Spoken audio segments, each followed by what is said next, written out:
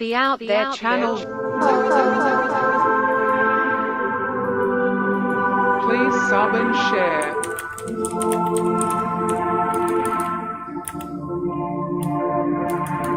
Searching for the truth. UFOs, aliens, greys and ufology. Real images, real stories, real videos, real cases, researched and investigated by professionals in the field and cutting-edge discoveries. Multiple witnesses, abduction accounts brought to you by Team The Out There channel.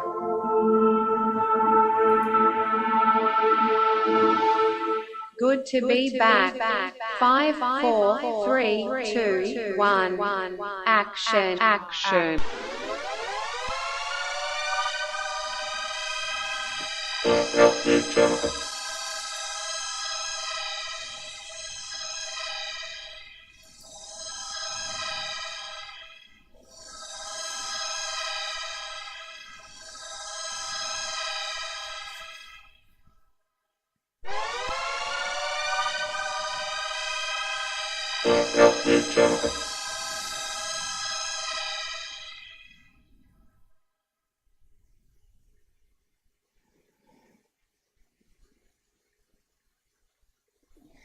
Yo, who's out there? Nobody. Hey, let's kick this show off. Had a strange day today. My head's been a bit achy today, and just walked the dog, and now I've gone hypo. Sugar levels dropped, so I had to stop what I was doing and get a cup of tea and eat some sugar. Well, actually, muesli bar. Those yogurt bars are really nice. Probably go too high now. Can't win. You need like a little robot that connects to you. Elon bot, yeah. That injects, monitors your insulin. I feel a bit drunk. That's what happens with insulin and sugar levels. Yeah, it monitor your sugar levels and either add in sugar to increase it and then insulin to try and reduce it. I don't know, it's about time they cured it really, instead of spending all that money on wars and vaccines that don't work. They probably could have cured diabetes with all that money. How much was spent on the Middle East by the Americans? About 5 trillion, isn't it? Still growing. So that's why they had to start another war, right? With the Russians this time. Who's next? Iran? Well, we're not allowed to talk about that sort of stuff anyway.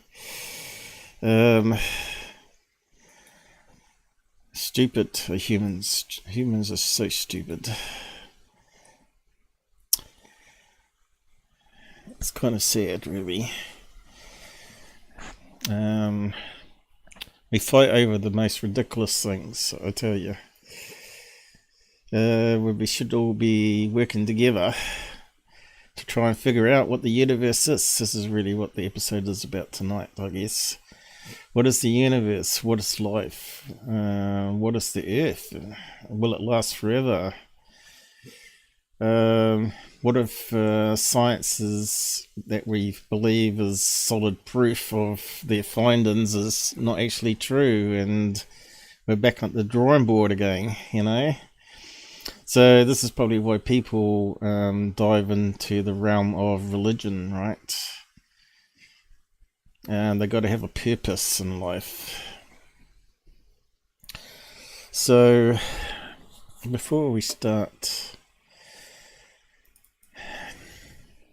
And what is God anyway? I think God is just an ideal thing that we want to hold on to, right? And that we live forever in this afterlife thing. But what if we don't? And we simply just crumble away into a pile of atoms. All this idea of energy beings and all that business, souls. But then again, what does all that mean? What's paranormal, and why do some people not experience it? Why are more people open to it? Is it to do with brain chemistry, brain makeup? Yeah, or maybe it depends where you live. As we look at Skinwalker Ranch, they claim strange things happen, but some of their science claims and results, which I'm still yet to compile thing, the show's still going, but I will do a rundown of the season.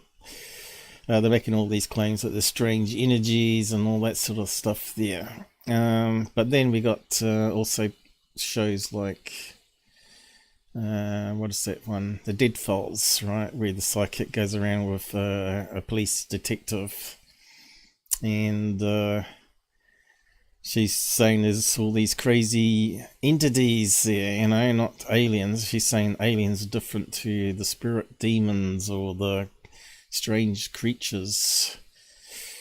Yeah.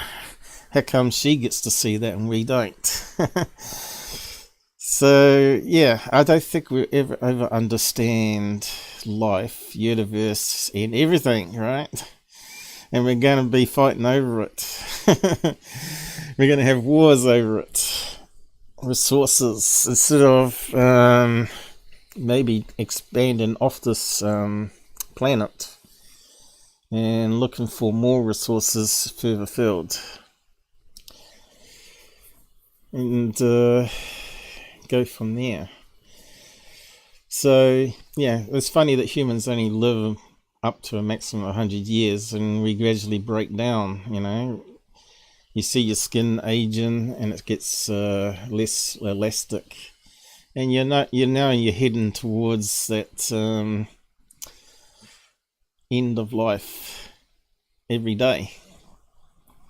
One thing that's guaranteed in this life is taxes and death, right?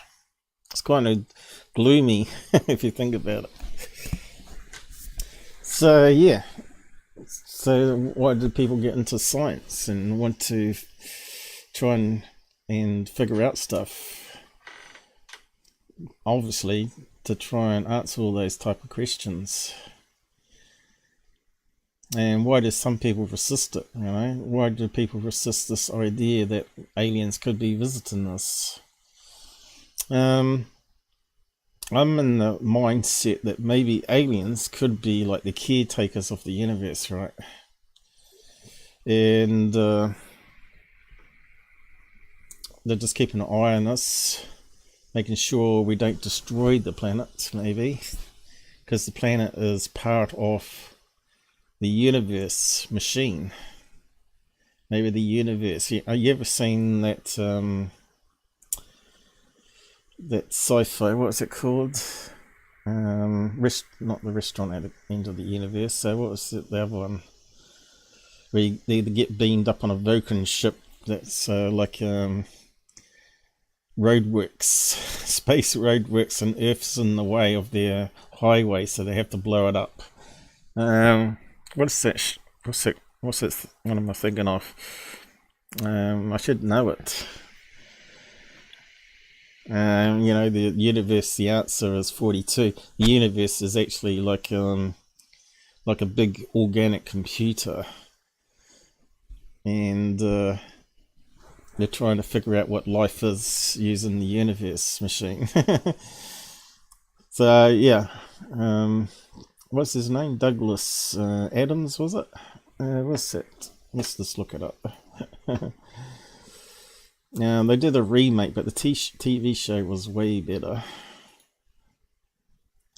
So I'm going to try and whip through some of these tabs and course relate it to aliens and UFOs in the process.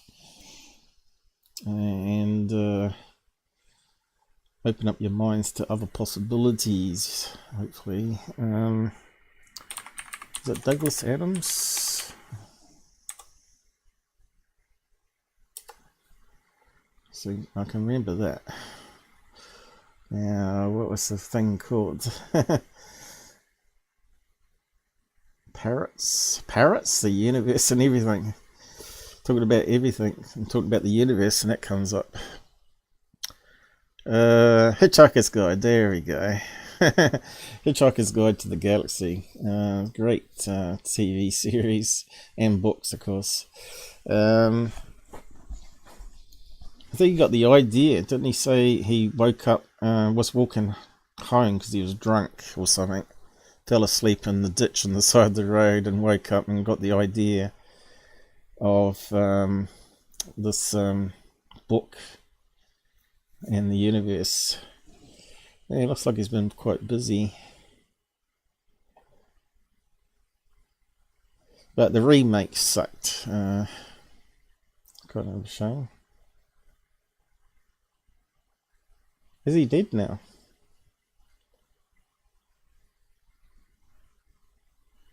1952. Is he dead? He must have died. Didn't think he was that old. 1952. Well, I suppose it's pretty end of the war. Where did he die of? Died 2001. 9/11. I don't know. Have we got a wiki on him? Got sidetracked already, haven't we? But that's alright.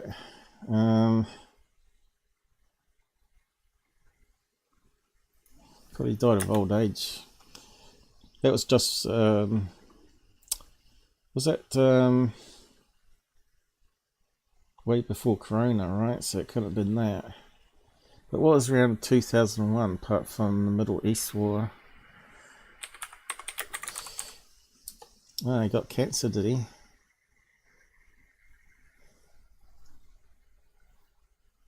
So was it 49? I thought he was pretty young.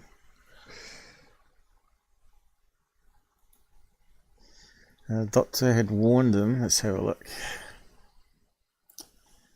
Yeah, what's going on here?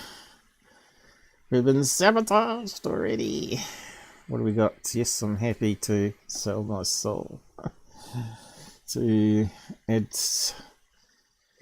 creator of HitchHikers Guide bequeaths mineral insights on life, universe and everything. Yeah, Stephen Fry. Paid tribute to the best-selling author of comic sci-fi fiction Odyssey. Adams, whose book sold more than 14 million copies. I would have thought he would have sold billions. You know, it's 8 billion people. Will be remembered for bizarre comic creations that populated the HitchHikers books.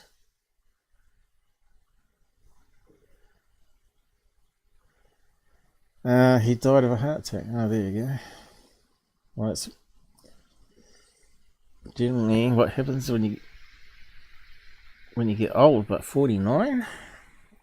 Several days earlier, a doctor had warned him that he had high blood pressure. Oh dear. It's very sudden. He did not suffer. How'd they know that? How do people know people don't suffer when you get a heart attack? Obviously, if you're in your sleep and you have a heart stroke, or you have a stroke and heart attack or whatever, aneurysm, makes you wonder if there was an afterlife, did they know that they died even, or they just locked in this endless dream state? More questions than answers as usual.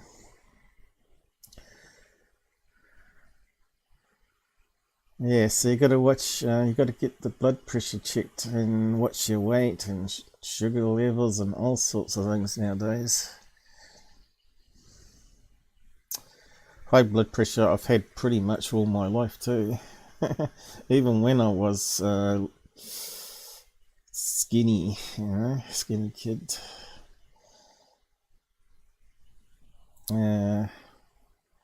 Comic novels. Just skim reading it here. Adams was born in Cambridge. This led him to joke later that he had been DNA in Cambridge several months before. DNA? Dead on arrival? I don't know. And Crick made the famous discovery. Ah, right. That was back when they just discovered the idea of the double helix, wasn't it? He was 5 when his parents divorced. Okay.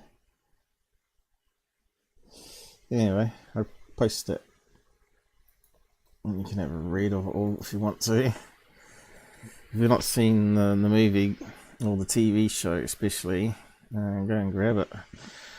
I kind of like the restaurant at the end of the universe. It's kind of really funny that the Earthlings crash into Earth and the complete idiots. It reminds me of people in ufology, frankly.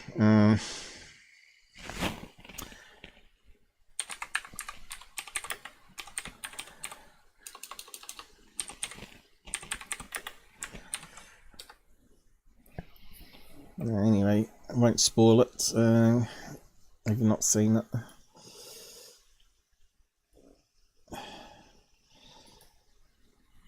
So yeah, come and say hi in the side chats. So, what is the ideas of the universe?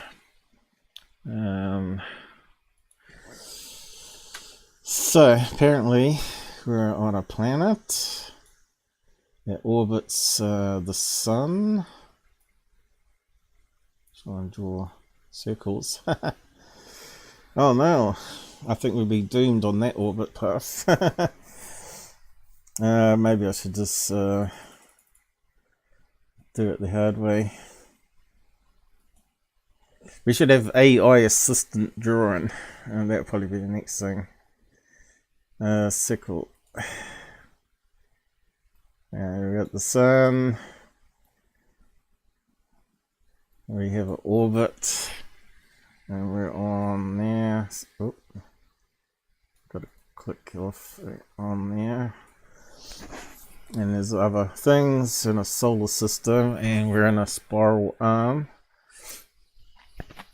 So let's say the universe center is there, the galaxy center is there, and we're in a spiral arm. This is what they know. How, I don't know. But that's what we're told. And we're spinning around in circles.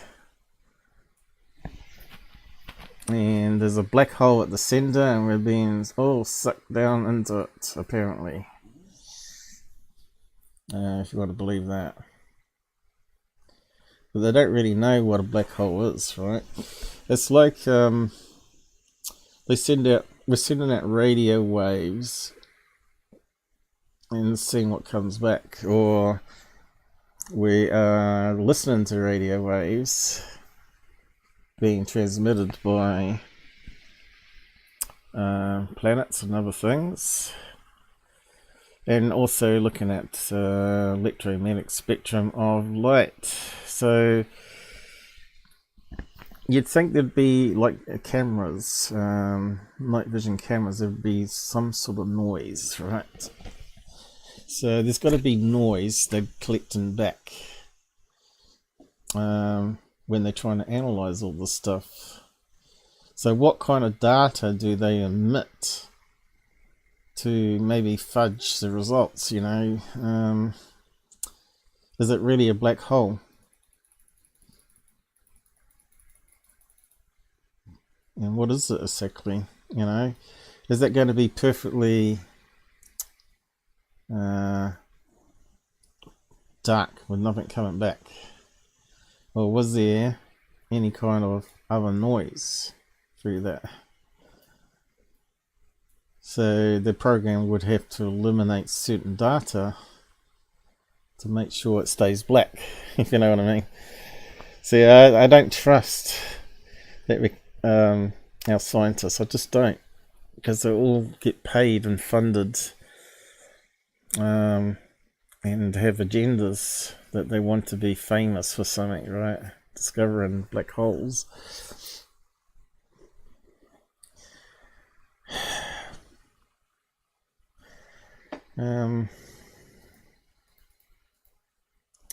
Of course, they're talking about dark energy and dark matter.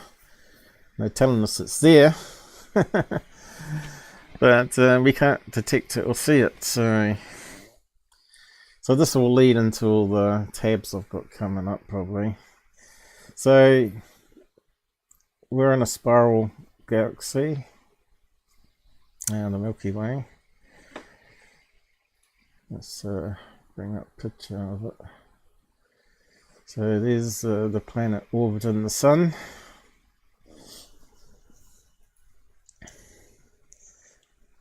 And it's talking about solar wind. Milky Way galaxy.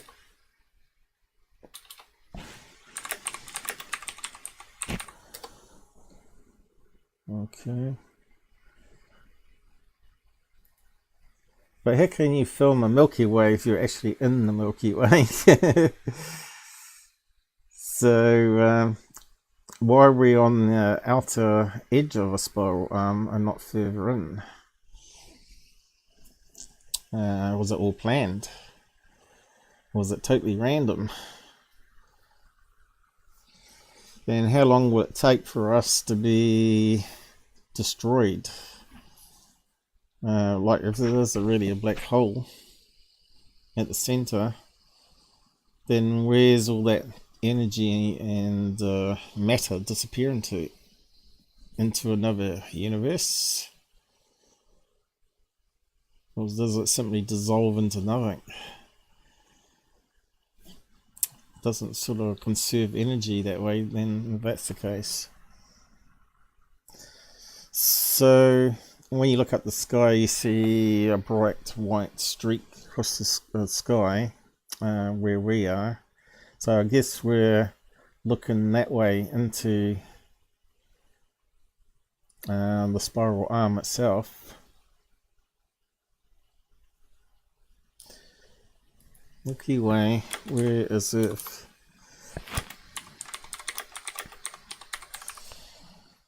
And how do they calculate that? That's the question. So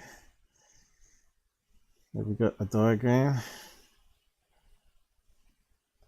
You are here. But how do we know we're there? And we orbit at what was it? 500,000 miles per hour. And it takes, what is it, 300 billion years to do a complete circle around the spiral arm. So going around here, back around again.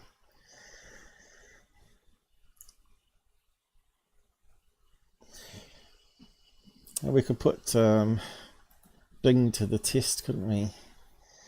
So, let's just bring it up and play with it. It boggles your mind when you ever sit down on a bench at the park and just look at the sky, walking your dog, and you just wonder what's it all about, and is it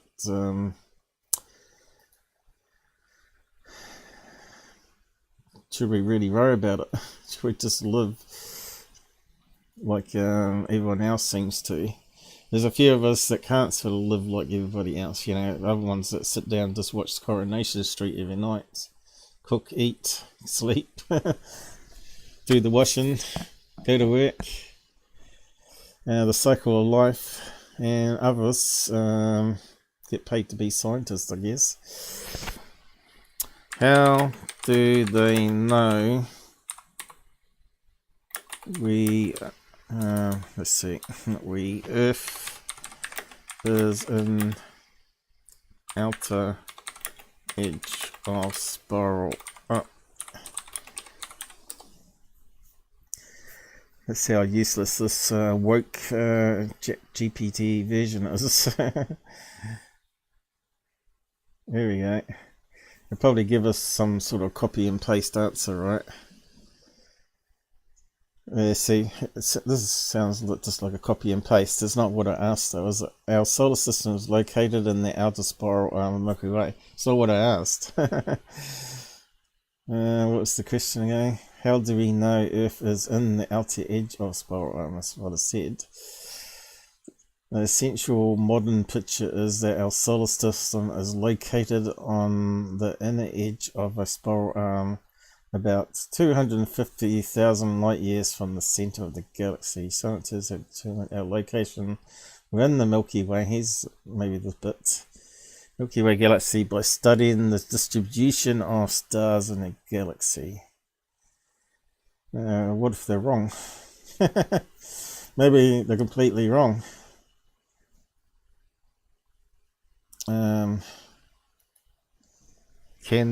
Let's see if we can answer that one. Can they be wrong? Let's see, I'm going to break probably the AI system and they have to shut it down and reboot it. There is always a possibility of error. Here we go. At least it's being honest. And findings. However, the current understanding of a location in the galaxy is based on extensive research and observation by scientists over many years. Okay, so it's a bit wishy-washy though, isn't it, eh? So what else can we ask it?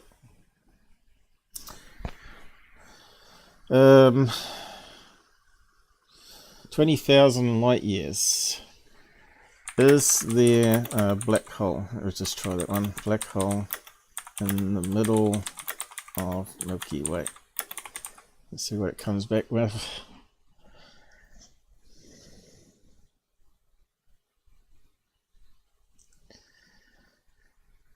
Yeah, come on. Yes, there is a black hole at the center of the Milky Way galaxy. Let's brought up some pictures. Oh no! Not the end of the cigarette. Okay, yes, there is a black hole in the center of the Milky Way. The black hole is known as Sagittarius A. Is that short for A-hole? And is situated in the middle of the Milky Way, just 26,000 light years away. So we already got conflict of interest going on here. I guess it depends what search database it looks at, or website, I should say. Scientists observed the black hole for 4 days in April and May 2019 using the Keck 2 telescope in Hawaii. Saw the event. Yeah, and what data did they emit? That's what I wanted to know. Will the Earth ever be sucked down the black hole? Fun, fun, fun. We're all gonna die. We know that.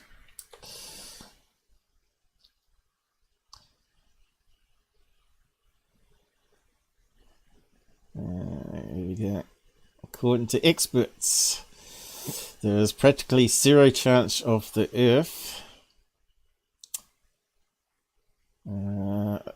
ever colliding with a black hole before it is swallowed. by the sun. Hang on. Colliding with the black hole before it's swallowed by the sun in around 5 billion years. So you got 5 billion years to get off this planet instead of fighting over it, I guess. So how many humans will that take to even get up to that duration? 100 years into 5 billion. How many generations? Maybe we should ask it a question like that. Is it incredibly unlikely that the Earth would ever fall into a black hole? So what they're saying is the sun's going to keep on expanding until it consumes Earth, and Earth will be destroyed that way. Okay, so let's ask another question. Will the sun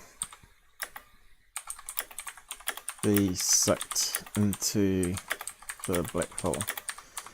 And that will probably say no. It will explode into a new galaxy probably. And it'll be a new black hole at the center, I guess. I don't know.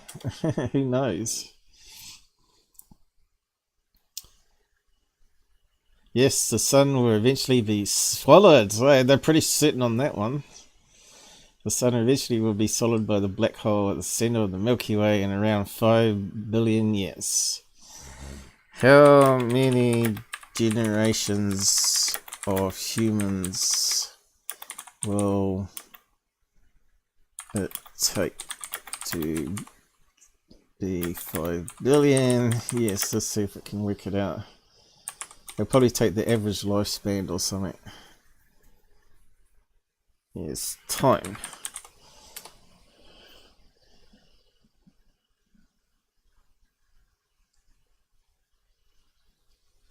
We've got to do a calculation here. The average, here we go. The average generation time is around 25 years, eh? Therefore, it would take around 200 million generations of human to reach 5 billion years. Average generation time, what's that mean?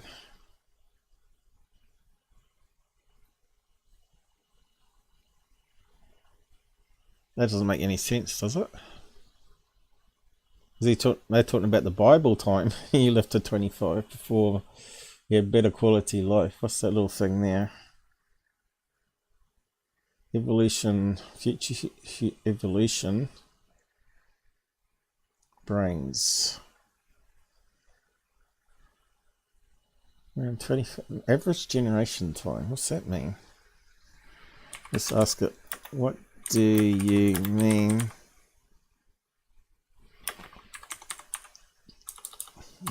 Average. So you can spend a lot of time with ChatGPT, as you can see. What do you mean average? It's quite a useful tool though. It saves a lot of searching and trying to piece it together. I think it maybe misunderstood my question. I don't know. I would have said it, maybe said the average was 75 years.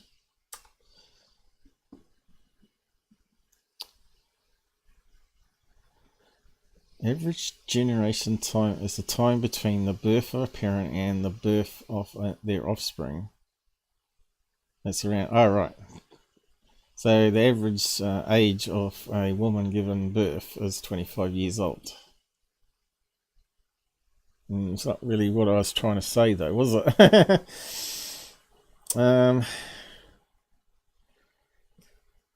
How do I have to word that then? It's quite interesting to see how it sort of thinks, you know.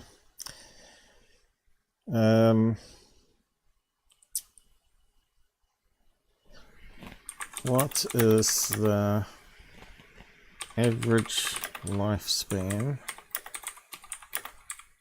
of a human? See, this is going to be a bit more complicated because now you're talking about, so you notice it's come up with male. Male and female have different lifespans, don't they?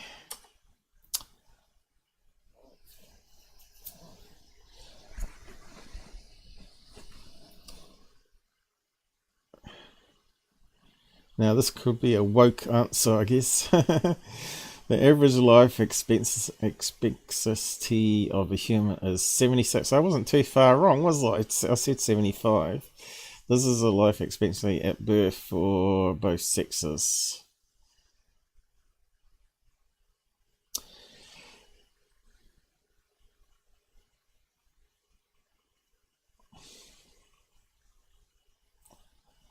So, makes you wonder.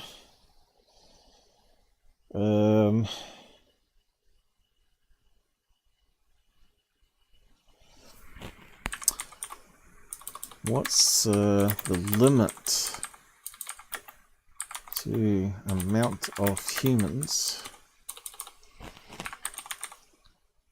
planet Earth can hold?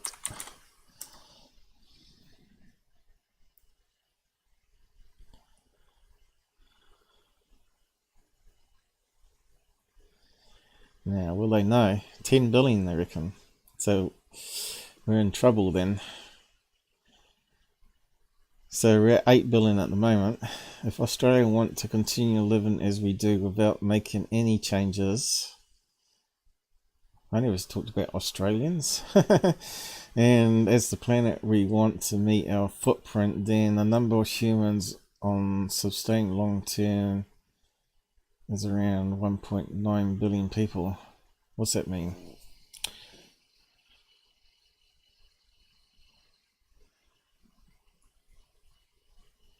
So, when will we reach 10 billion?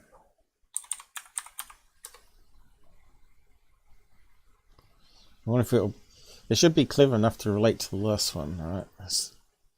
According to the United States, the global population is expected to reach 9.7 billion by 2050. Not too far away. So, doesn't that contradict 2,100 years, 2100? Was that Buck Rogers? Can't ring the bell. Buck Rogers gets woken up in 2100. So, we haven't got too long then. That's 23, so what's that? 7 makes it 30. 27 years away?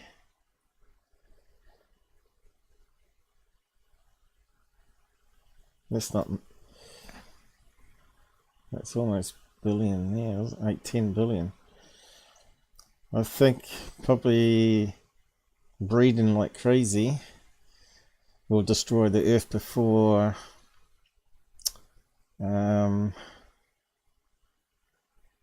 anything else. So you can see why someone might want to invent a virus that tries to knock that right back. Now you've heard of the Georgian stones. Talking about 500 million people, I think it was. It's a bit scary, isn't it?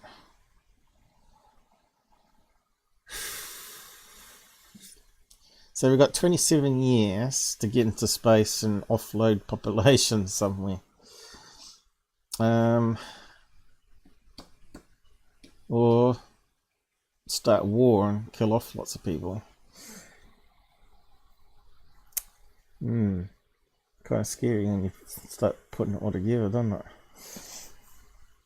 What do you think out there? Anybody out there? So where was I going with that? It's amazing where one thing leads to another.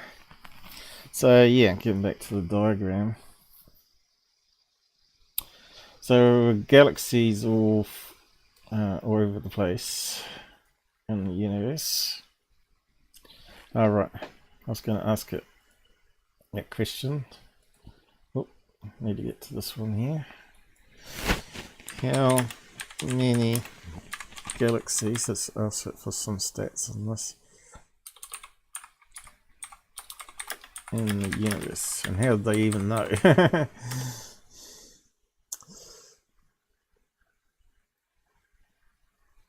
2 trillion. How do they know? that.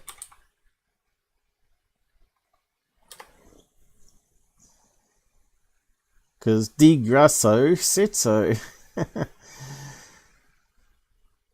Hubble telescope, of course, blame Hubble. A deep field observation, but even that's in question, isn't it? Which suggests that there is about 10 times more galaxies in the observable universe than previously thought. So it's always going to keep on changing, isn't it?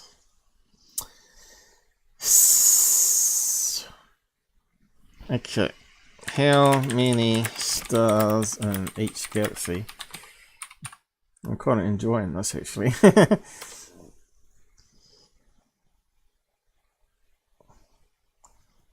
Number of stars in galaxy can vary widely, at least they're not being precise on this one. Depending on the size of the galaxy, for example, the Milky Way is estimated to contain between 100 billion and 400 billion stars. So that's a big variation there, isn't it?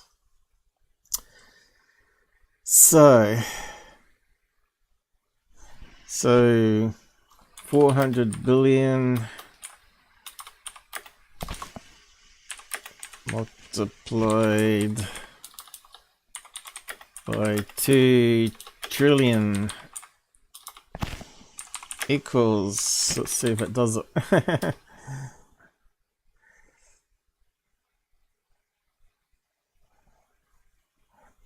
There we go, multiplying the number of stars in the Milky Way, so it's gone back to the last thing, right? Estimate the number of galaxies, rough estimate is 4 times 10 to the power of 3 stars in the observable universe. So that's 10 with 23 zeros, is that how we see that? What is that as a whole number? Is that the word we use? I'm not sure. Seems to ring a bell from school days. I told you. So how many zeros is that? 4 by 23? 6, 9, 12, 15, 18, 21, 22, 23. Now, if you had that many pennies in your bank account, I think you'd be pretty happy. So what if that's all wrong and it's actually double that? You see where I'm going? So we're observing everything from the planet or the orbit of the planet, right?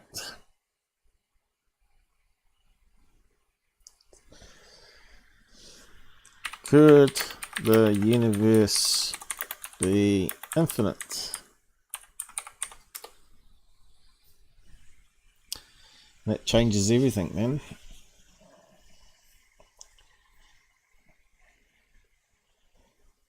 The shape and curvature of the universe depends where it gets its information from, right? Of the universe are still uncertain. I'm glad it said that.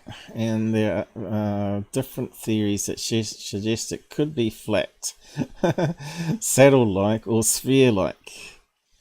I think because there's a lot of sphere shapes in our universe, makes sense that the universe itself is a sphere, right?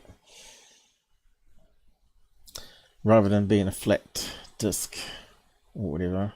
And some of them imply it could be infinite in a different sense. It goes against the Big Bang, I think. However, most scientists currently believe that the universe is not infinite, but finite and constantly expanding. Yes. The observable universe extends 46 billion light years in every direction from us. Hey, we're at the center of the universe again. Okay, I'll just put that through. Does that make us in the center? Because it's so crackpotty to think even that, right? There you go. What was I going to say? Now I'll dig up Steve Hawkins. Well, according to the standard theories of cosmology, there is no center of the universe. So how can it be expanded in every direction then if there's no starting point? See, this is where it all sort of at the point.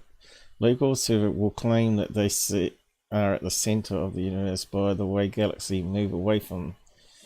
See, to me that's just like horseshit. If we're expanding and the universe come from a single, well, God farting and everything expanded out instantly and created the universe, started forming atoms, which then formed into suns and then formed into galaxies and planets and all that sort of stuff, right? And the suns produced the heavier elements from the hydrogen, making helium, and from that all the other heavier atoms. Sounds all good, but we just don't know. But some people will claim that's the way it is.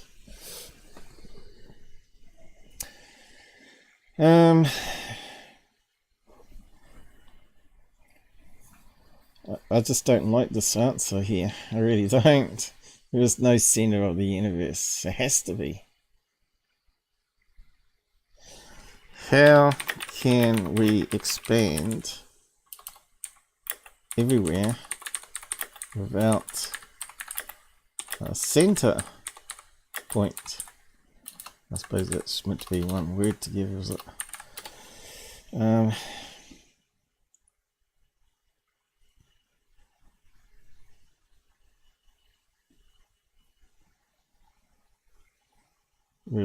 It's just repeating.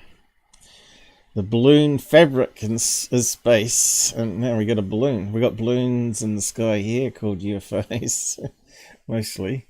Dots marked on the surface. Crater galaxies will move apart as the balloon expands. So it's talking about the galaxies being on the surface of a balloon, right? So that means if it's a surface, what's in the rest of the stuff below the surface? And how can it be expanded in all directions then? Because so it doesn't make sense. You can see it's starting to fall apart already. In my mind's eye, it is. I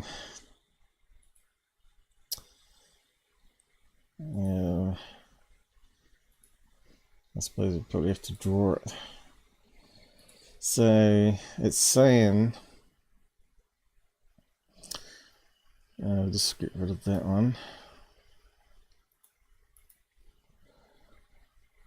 Saying that the universe is like that, but on the surface itself, which we have to draw little squiggles. I'll go for blue. The galaxies, right? All different directions, like a surface of a ball, right? And that's just a balloon or whatever. And that's expanding all the time.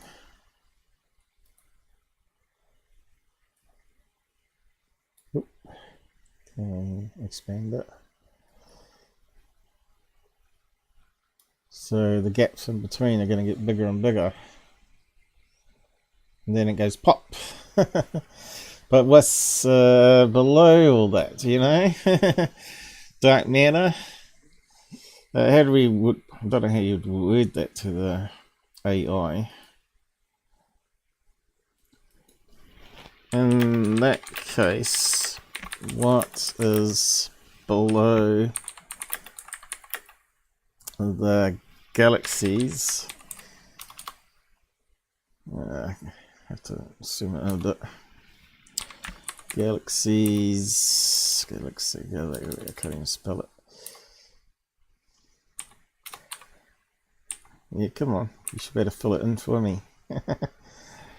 Galaxies below the surface of the balloon. Well, He said it did say balloon, didn't it?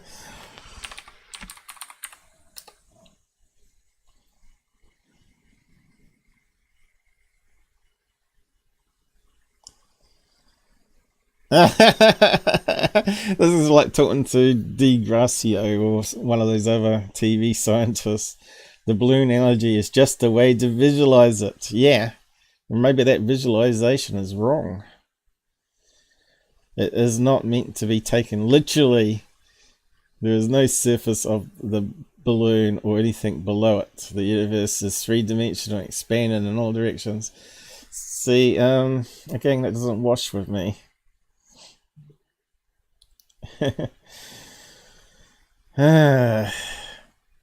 Okay, let's see.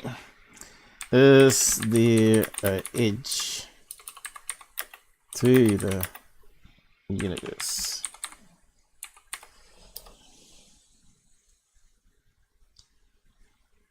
You can see why school kids are confused. Because they don't know. They just don't know. The only way we're going to know is we've got to get into space and start exploring it. How they're going to do that, I don't know. It's going to have to be done with livable spaceships, and look all the things that could come towards the spaceship and destroy it. So you'd have to set up bases on different planets as like a safeguard, right? As far as we can tell, there is no edge to the universe. Space spreads out infinitely in all directions. But doesn't that make that an infinite universe then? Eh? You see what I mean? It's, you got to wrap it into your brain, all this stuff. And how do we get around this one?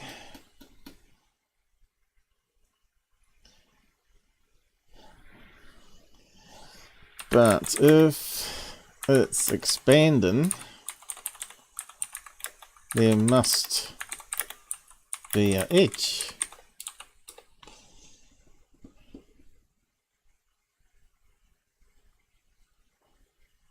Here we go. No edge!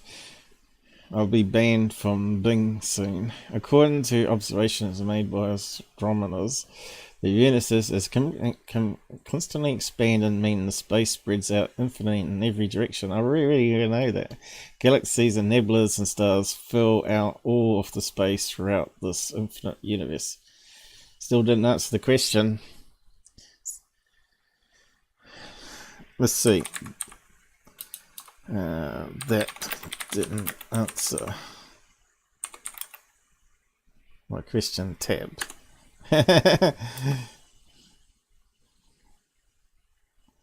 See, it can't. So this is where AI is not really AI. I'm sorry. Oh, we've broken it.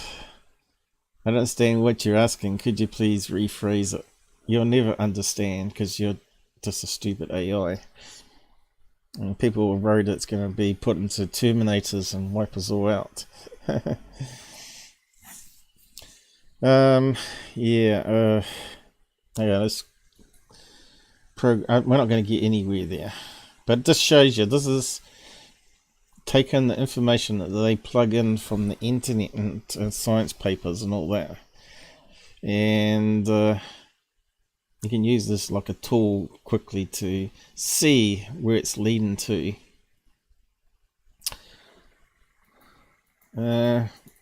Looks like it won't let me type in anymore. New topic.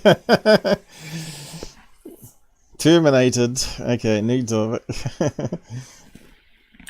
How fast do we move on spiral? I think it's 500,000 miles per hour.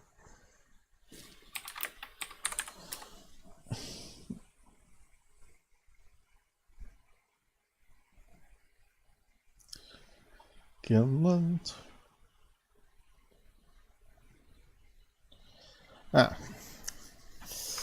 Is it miles? What we got here?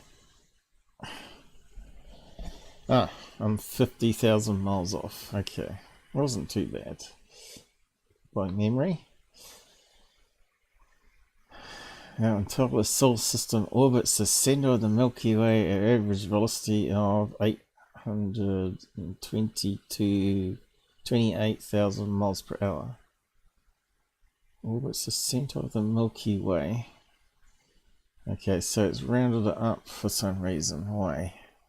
Even at the high speed, it takes the sun about 230 million years to make one complete trip around the Milky Way. I said 300 million years, so that wasn't too bad. It wasn't too far off.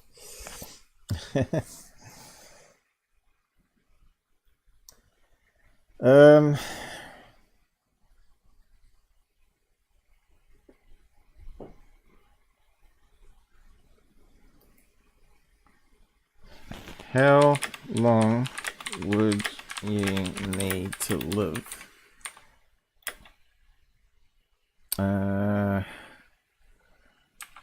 to travel to the next what do you call it,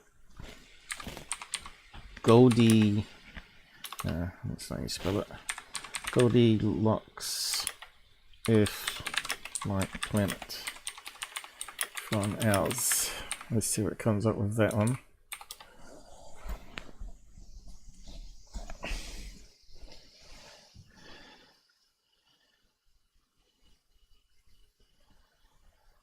There we go. I thought it would fill in all the other stuff.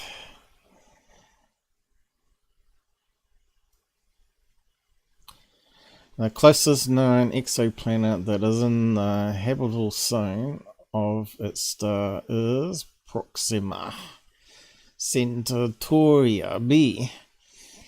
It seems to ring a bell, that name. Is it ancient people used to say that aliens used to come from there?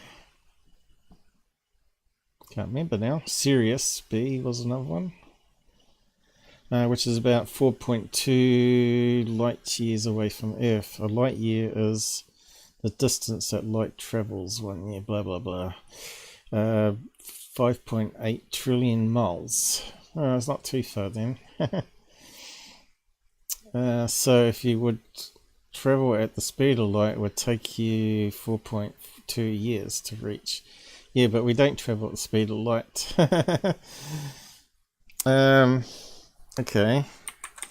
What is the fastest rocket speed in space? There you go.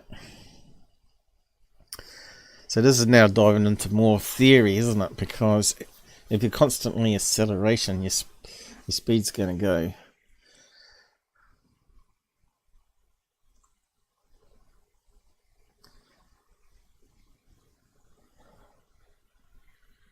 Okay, how long would that ship take to reach Proxima?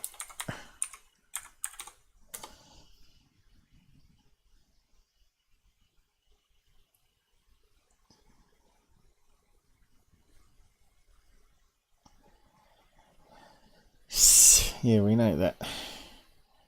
We're meant to be joining it together. Did it actually answer it, or did it totally ignore the question?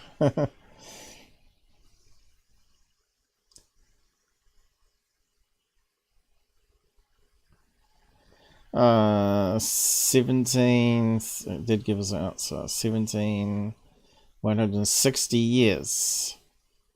17,160 years. So, how many Earthlings would that take? Divided by 75.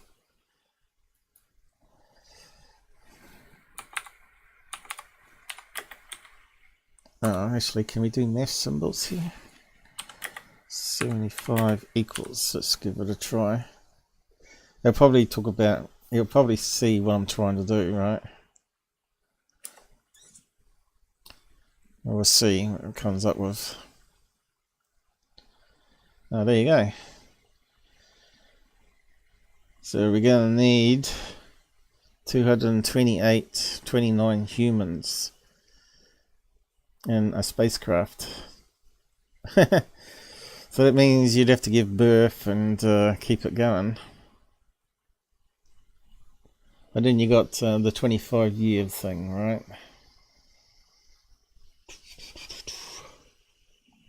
Yeah, it's getting too late in the night for to wrap my head around all that.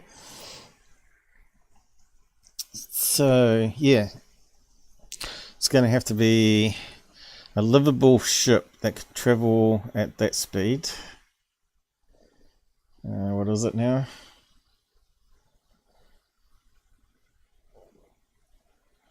165,000 miles per hour. Not too fast. It says 54,000 here though. Well, that's quite a lot of more people, 1,000 people almost, isn't it? So NASA's Juno probe reached speeds of 165,000. It's into orbit around Jupiter. Even at that rate, the probe would reach Proxima. So we wanted it in that one, yeah.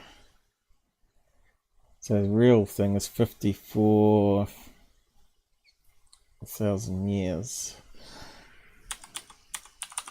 divided by 75. Do I have to put equals? No. So that increases quite a lot of people. But then you need a whole team of people.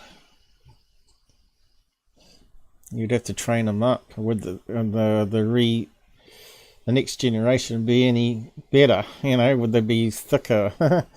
It's like Generation Z, Generation X, and Generation Y. They seem to be getting more dumber as the years are going on. Yeah, so yeah, that's a bit of fun working all this out.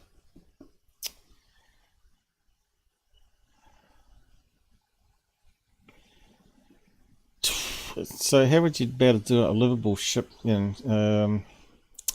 You'd have to recycle the water, wouldn't you?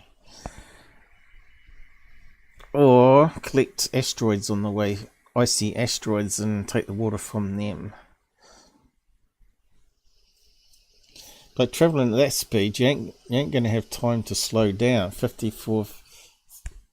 What was it? Not 54. That speed there. How many miles per second would that be? 500 miles per hour to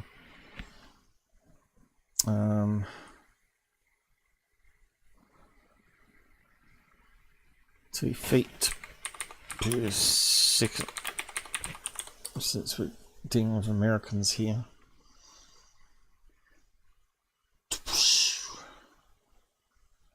There we go. Almost 1 million feet per second. That's incredible. But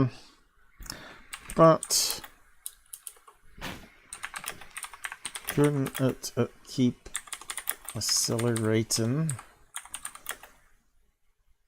faster and get there faster? But then you got let's see if it. Then you got the material science things where as you go faster, are you more likely to meet tiny meteorites, micrometeorites hitting the shell of the craft, which simply destroy you as you get faster and faster.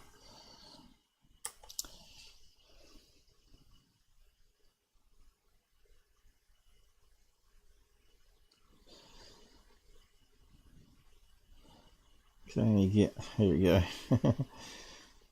80,000 years. However, other ideas could make interstellar possible, for example, gradually accelerating up to 12% of the speed of light. at only 80 million miles per hour. The craft could travel in 36 years. Well, that's a better way to look at it, I guess.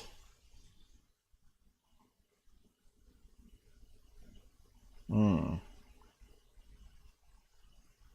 you never come back alive. You're stuck there once you got there.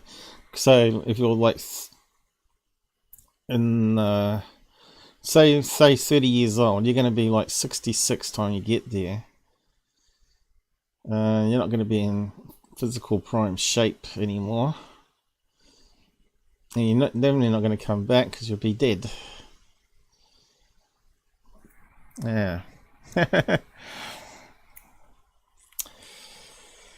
Yeah, so you can see there's always going to be more questions than answers. How are we going to solve all these problems? Hey John P, how's it going? My son's 5th birthday. Okay. Well, you don't have to stay here then. Just going to celebrate his birthday. Well, at least you had the decency to say hello. So, we've got 2 people there on the side. So this is all the sort of stuff I think about all the time, but the average Joe probably doesn't, right? And especially if you're religious, you probably just stick with the old religion, right, and just accept what the church tells you. I just don't think it's good enough.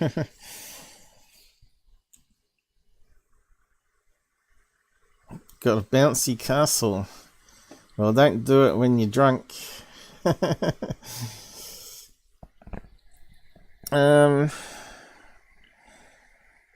Yeah, they can go terribly wrong, the bouncy castle. Wasn't it on the news recently where a lot of kids got injured or something and the wind took it upwards and tipped it upside down or something?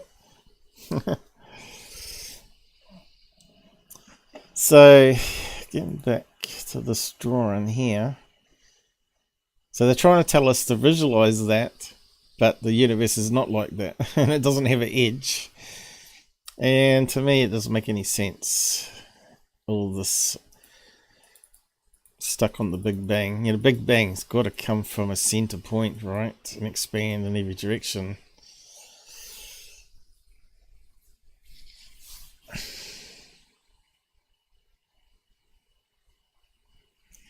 So I think it's all a bit of horse shit myself. I don't know about you guys out there. Yes, I heard the crazy stories. Late night. Yeah. Oh well, just keep watching it, make sure it's anchored down, I guess. I suppose anything can go wrong though. What'd they blow it up with? Hot air, is it? Or just compressed air from a big machine outside?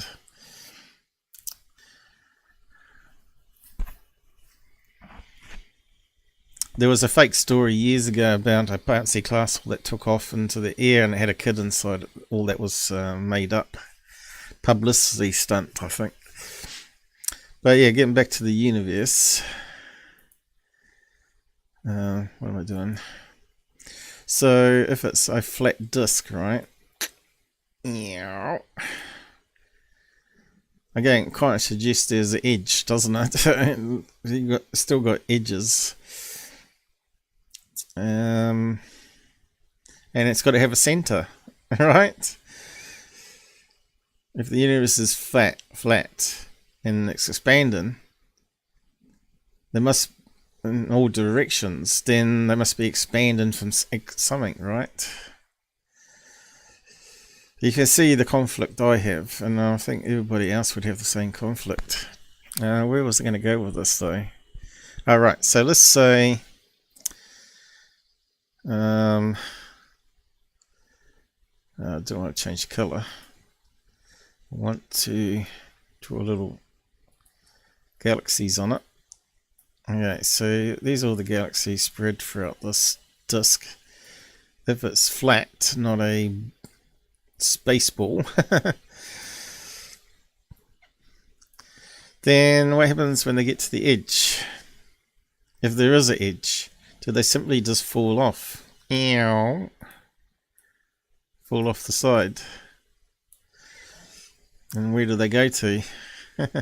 Like water, you know?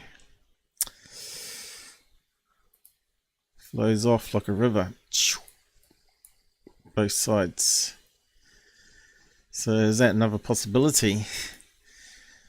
But the only way you can say that if it's infinite and there's no edge. You see what I mean? It's complicated. Doesn't make any sense whatsoever. That's almost like the flat Earth model, isn't it?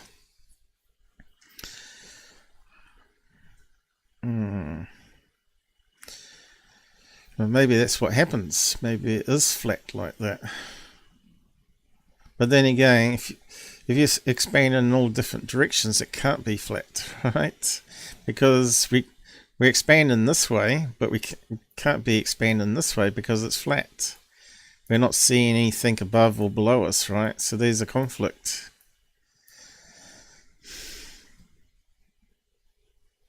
Unless it's like a reflection. There's all sorts of problems, isn't there, with this model. Has to be expanded sphere of some sort if it's expanding, but maybe it's just endless in all different directions and we're constantly moving through space. And it even gets even more complicated then.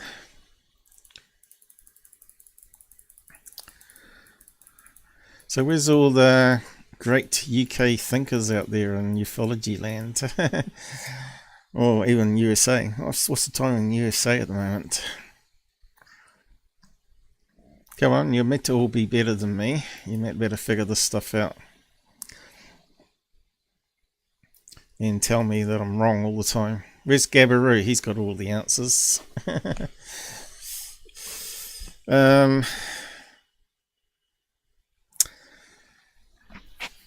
So if the universe is not a shape at all, and it's endless, so it would have to be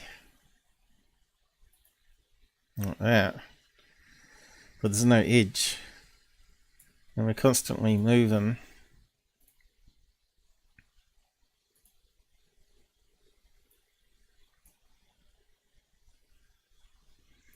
Well, stuff's moving away from us, Milky Way.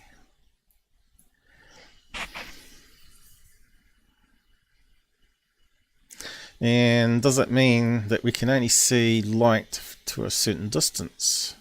Oh, need a line.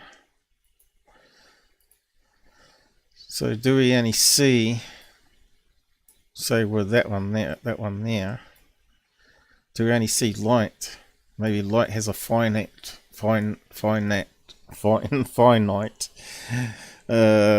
energy. Just will eventually it just stops traveling, gets absorbed. So that's another problem. As the light coming from all these other galaxies that are further away, is the light being absorbed by something like some other make-believe brown matter, dark matter, dust particles. I just don't think anyone has a clue what's going on, to tell the truth.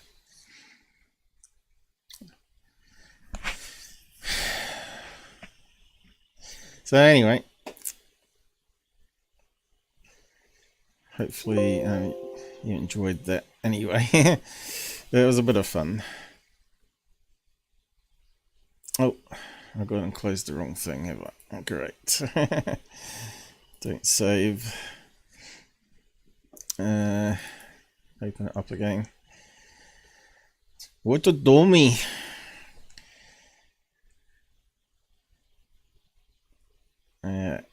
So let's just go through what I've got here of all the different conflicts where people are asking questions the same way and not really being really happy with it all.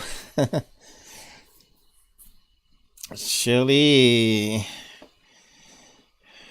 you've been hiding the same model series.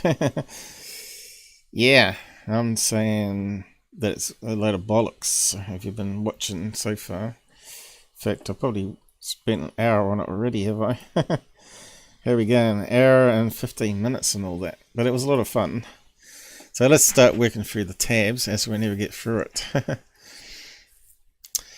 So let's, before we start that off, to start off with something that Goofon was talking about Australia. And I thought, I think we need to do a fact checking on this thing. The thing is, I probably won't be able to play it because BBC, David Attenborough, they don't honour fair use. And I don't really want to get a claim if I can help it. Lyra birds, mimicking chainsaws, fact or lie? So I found this article here, 2014. So as you know, Australia's got a load of parrots, and you know parrots can, and even budgies can mimic things, but it's not really 100% good, is it, what they mimic? Human voices or whatever. They kind of sound a bit like Travis Taylor. With the Mexican mouse voice. Arriba! What is that name? Speedy Gonzalez. The lyra bird is considered one of Australia's best known birds. You might recognise them from our 10-cent coin. Yeah, I do. But I never really thought about it. But do we really know them? Famed for their particular courtship display, you may have seen footage of lyrebirds mimicking human noises such as chainsaws and camera clicks. And yeah, I'm not sure if you can play it or not. You can see it's got BBC Studios straight away.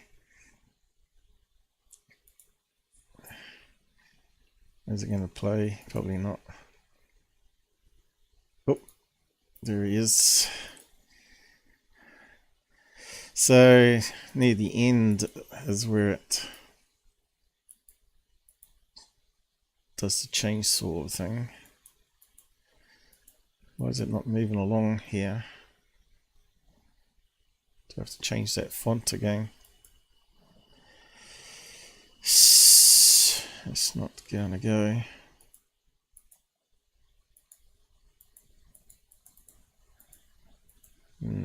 So it's not quite right. This I suppose I could pitch bend it. Make it sound different. Google might not like that though.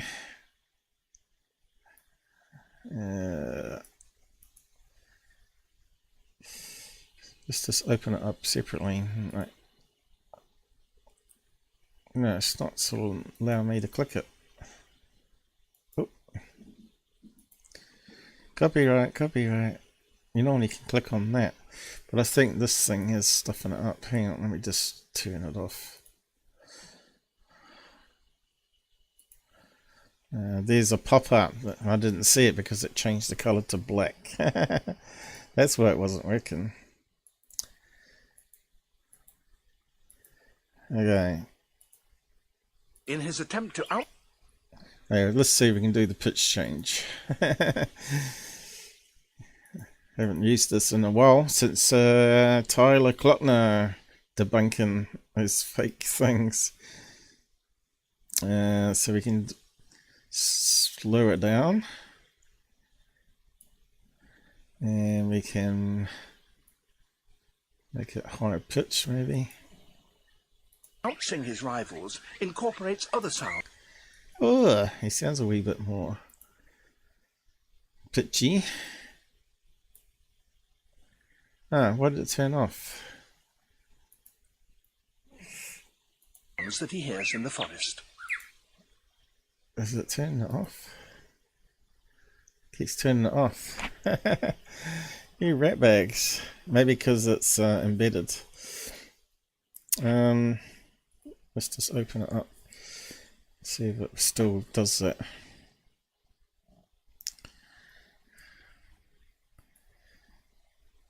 On.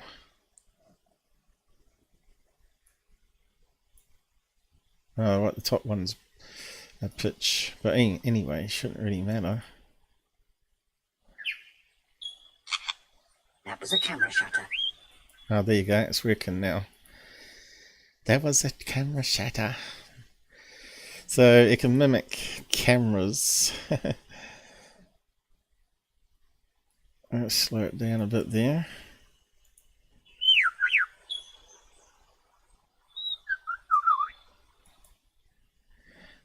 I'll just pause it every so often as well. And again. So the sound of a clicker of a shutter.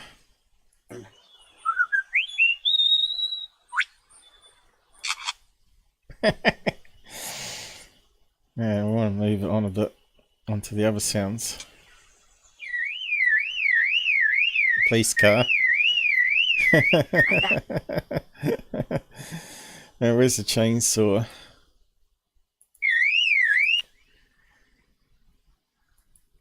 Crazy birds. Chainsaws working nearby. Yeah, why aren't we seeing it do it though?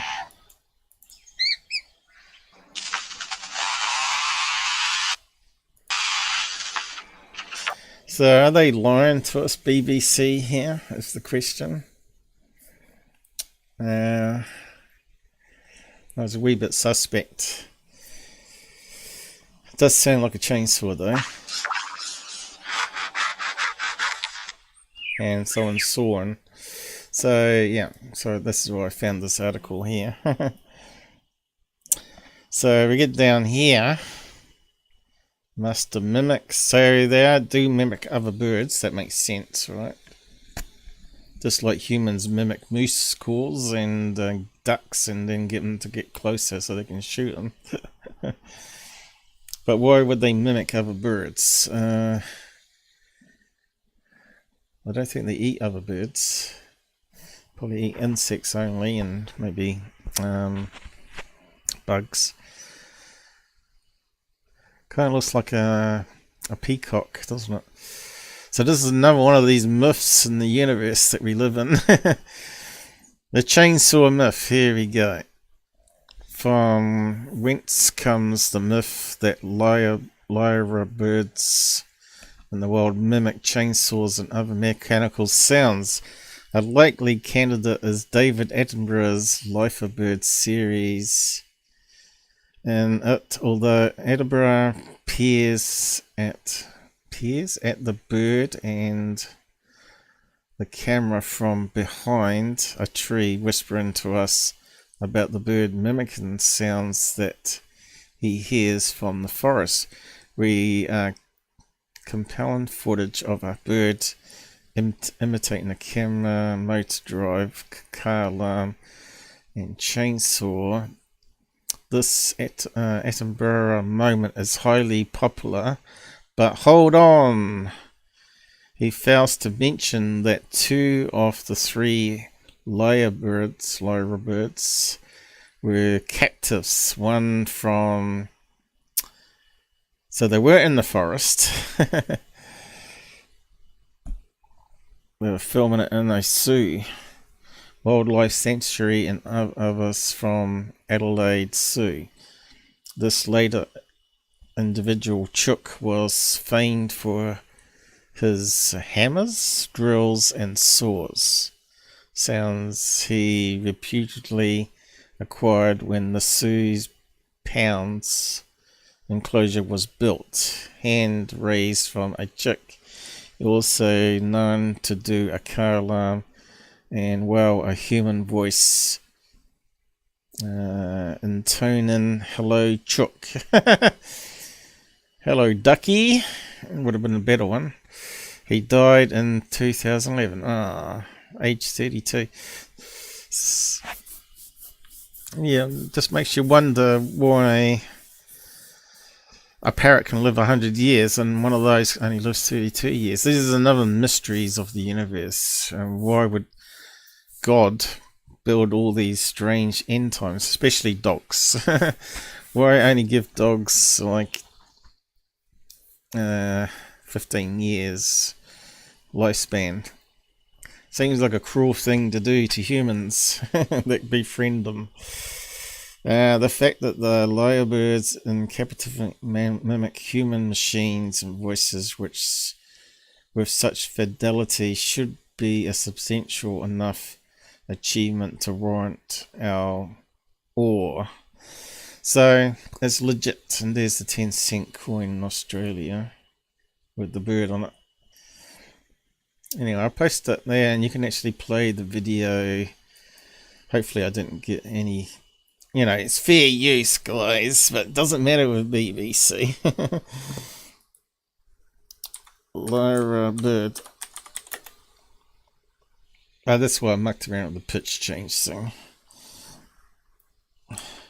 But the bot's getting a bit more clever now, unfortunately. Doesn't always work.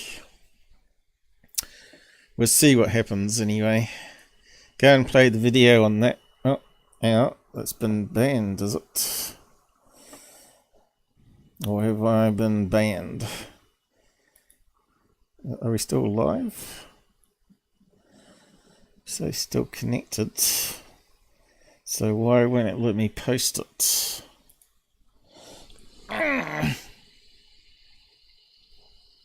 Error, try again. Then okay, I'll just post the link again. Did it go that time? There's something weird going on. I missed out the E, I think, was it? Let's see, get rid of that one. Yeah, so that's one tab done. Been working on House Duncan. Got eye surgery. Wish I could. Been going to music channels. Okay. I suppose you'll be deleting that comment now. Okay, let's moving on. Go through all the other goodies we got here. Again, I don't think we're going to be able to get through all of it, but we might be able to get rid of a few of them. Alright, first one. 20 space myths busted. That should be good. What if the color filter thing's going to mess up though? Don't be fooled. Many of these misconceptions even sound plausible. Okay, let's go through them. I thought this was actually quite a good article. I'll just minimize that down. I wonder if it's worth reading it out.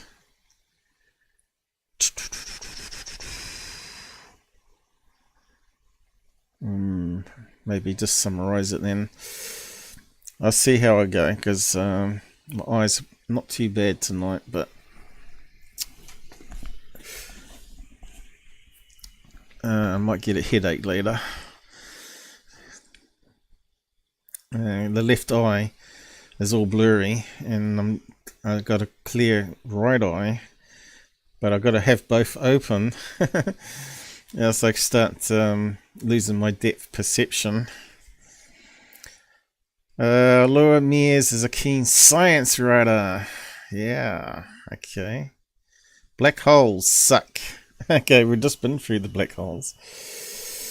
So I'm a bit suspicious about black holes. First picture of a black hole, yeah, so they say. Okay, black holes have a gravitational pull so intense not even light can escape their clutches. They drain the life out of stars, ripping away layers of gas and shredding the component atoms. They are often portrayed as a vast cosmic vacuum cleaners capable of clearing huge areas of space.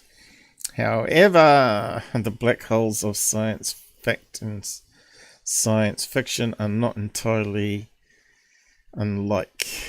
In reality, black holes behave almost exactly like any other massive object in the universe.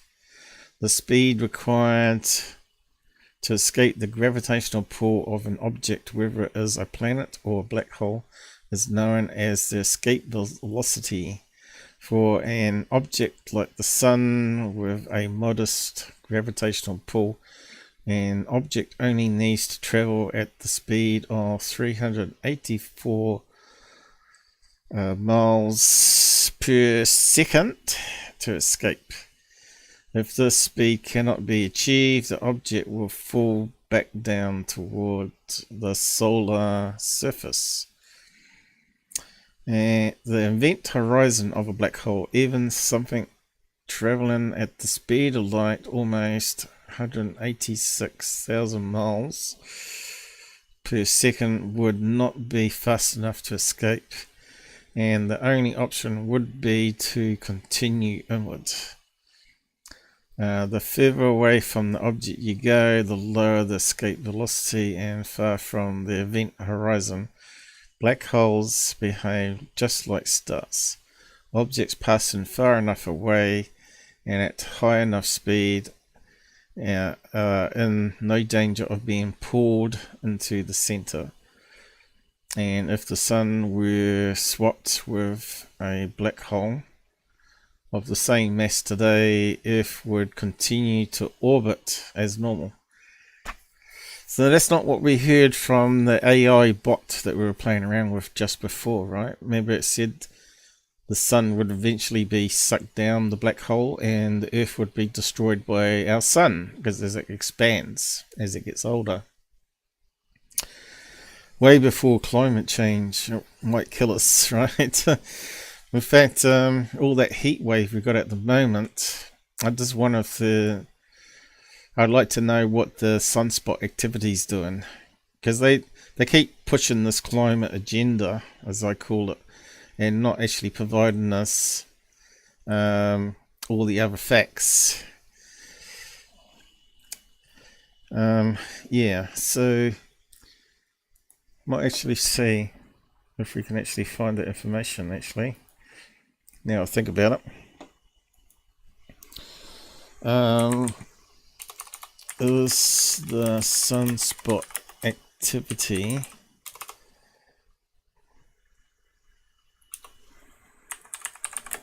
different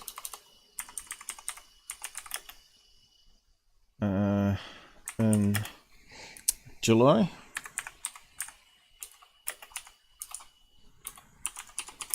To average, maybe I have to ask. I might just copy that to ChatGPT. I wish I had a better name, because it's just gets me tongue twisted, that name. It's stupid. They should call it AI chat. It's easy to say. As sunspot count reaches a 21-year high. There you go. They don't tell us this. Okay, let's just open this up and have a read. Threat of Keratin level solar storm for Earth rises. So this is talking about this month, right? The month average sunspot number for June was 163. God, what's all this crap coming up? Which has taken 2023 as the year with the highest number Oh, sunspots since 2002. See, they don't tell us this on the news. No, it's got to be humans pumping out CO2. There's all other factors that has to be taken into account. Now, I shouldn't really go on about this, but it really just annoys the crap out of me that all these climate scientists know the answers. Just like everybody claims to know what the universe is. Frustrates the hell out of me. So, what is the average though? I have to read all this gunk.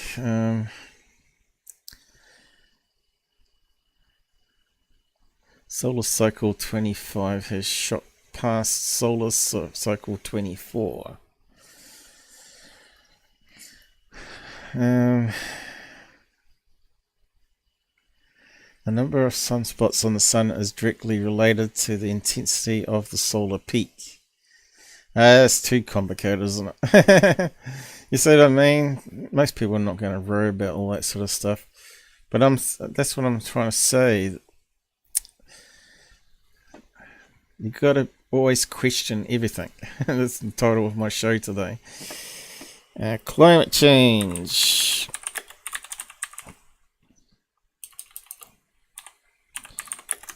Sunspots. So I said back in 2019, right, when they grounded all the planes, that means all those artificial clouds that they produce as contrails wasn't reflecting out a lot of that solar heat back into space like normally. And I said the following year expect strange weather patterns, like lots of rain, floods, and extreme temperature waves, and that's exactly what happened. Now we've got the sunspot activity being abnormal. But anyway, that's probably another topic, and it's probably a banned topic as well. You're not allowed to question climate scientists as you're a denier. And you got all the kids protesting. What's that girl's name? How dare you?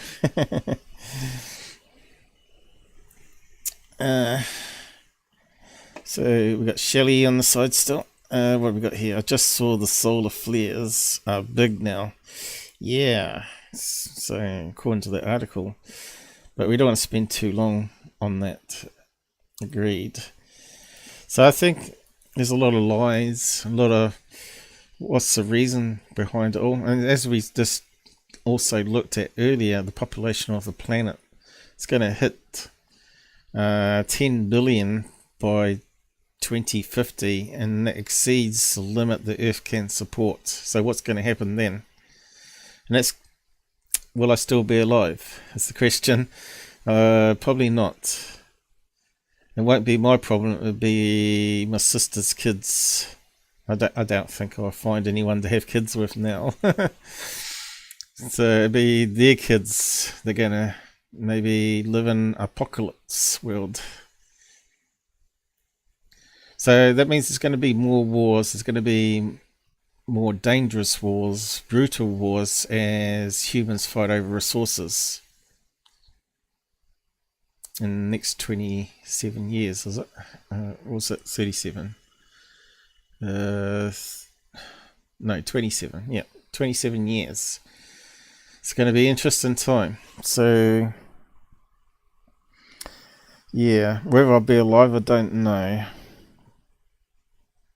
I'm in the 50s now. So add on 27. That makes it 77, so getting up there. Will I live past 80s into 90s? Don't know. My granddad got to 97, was it? Or 98. He got up there. He had a lot of health issues with his stomach all his life. That's probably where I get it from, DNA. So on to the next one anyway. So hopefully you're enjoying what I'm doing here anyway. Like I said, I do things a lot different than other people. Of course, all this relates to UFOs and aliens, and opens up your mind to more possibilities that we don't really know what's going on. And it still could even be more strange than we understand, with multiverses and connection points. So, like I was saying on that diagram, if we're expanding and suddenly we are sort of dropped off the edge, maybe that edge goes into the next universe, and another one drops in galaxies from, maybe it's like a stack of disks, with all these disks being a universe. I just don't know. And maybe there's holes in the disks. Like over our galaxy, there might be a hole in the disk which is over has random points that occur over Earth, which opens up portals that allows people from the upper universe to come and visit us. Oh, we could get together and start writing some decent sci-fi scripts, right? Maybe use ChatGPT, because they're now protesting at the moment, Hollywood and all that, saying that the AI is going to take our jobs away. But unfortunately, as you saw when I was testing out the AI with all those questions, it hasn't got imagination, it hasn't got creativity. All it can do is take bits and pieces and examples from other people and merge it together. It can't sort of create something from nothing. It needs a base. Unlike humans, we can create something from nothing. We can imagine something completely crazy. Like, imagine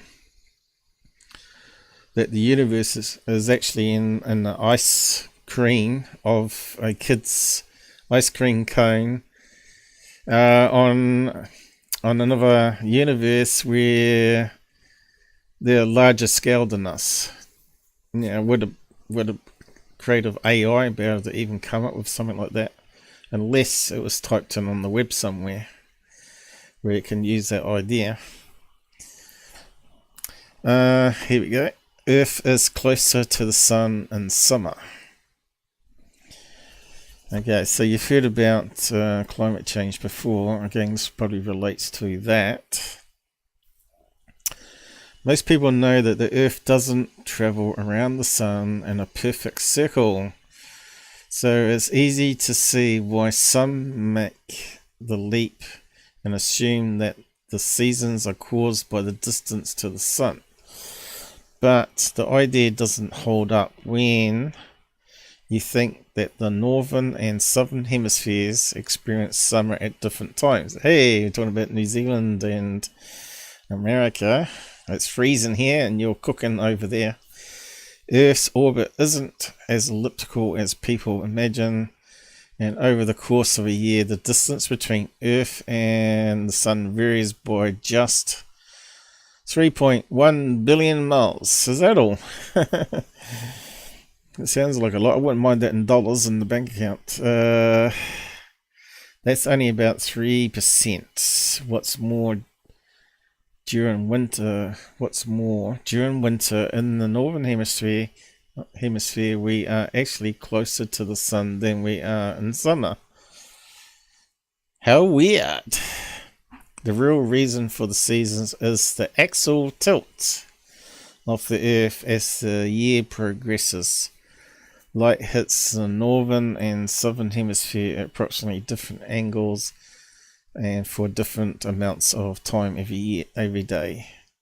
During the winter, the days are short and the light strikes the atmosphere at a low angle, glazing through the gases as it travels towards the surface and spreading out as it reaches the ground, distributing the energy. During the summer, the days are much longer and the sunlight hits the Earth at a steep angle, taking a more direct path towards the floor and concentrating the energy into a smaller area.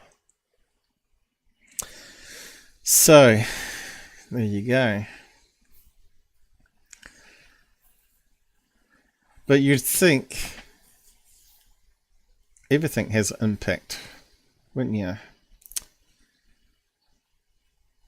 If you're further away from the sun, as you know, the planets on the outer edge get really, really cold.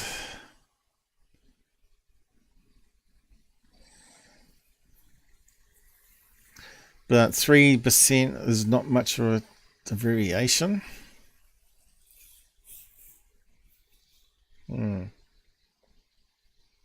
It's got to have some impact. Anyway, that's science for you. The sun is burning. Didn't they used to think the sun was like a dense coal seam and it was on fire? I think it was something like that.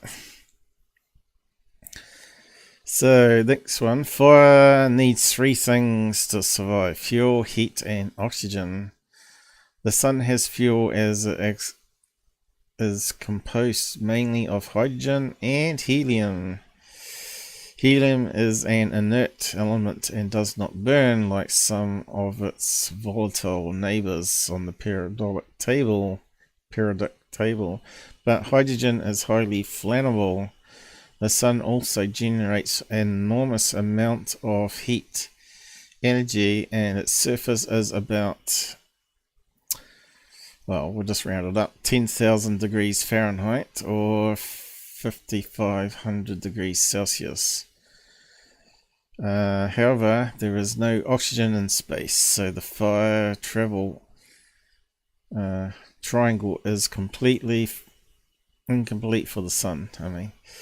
In reality, the sun isn't actually a ball of fire, and instead the heat and light that it produces are the results of thermonuclear fusion inside the high pressure, high heat environment of our star. High speed hydrogen atoms come within 1 thermometer of each other. That's 0.0000000000001 of a meter. So she's not talking about feet here or inches. A collision at that distance allows 2 nuclei to fuse together, forming helium and releasing huge quantities of energy and gamma ray radiation. Every second inside the sun, 700 million tons of hydrogen smash together to form 650,000 tons of helium, which triggers more fusion in a chain reaction and keeps this natural nuclear reactor going.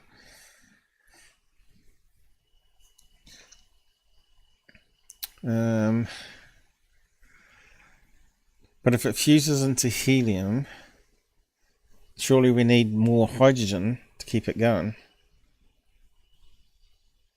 See what I mean?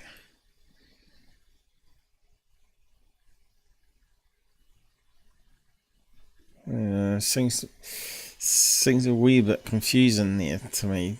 I don't know about you.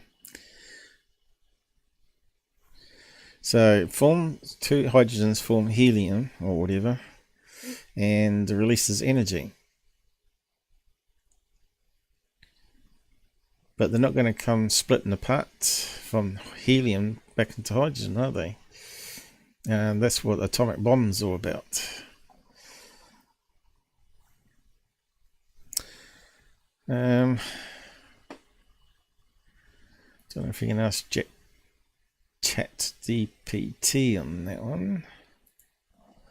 Where did we get to? Is it timed out? What's happened here? Looks like it timed out. So, if hydrogen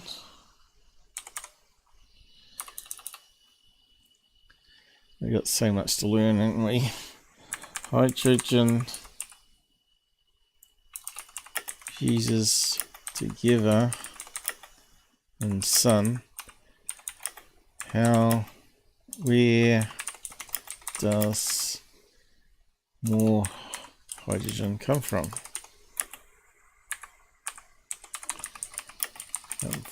Gabber.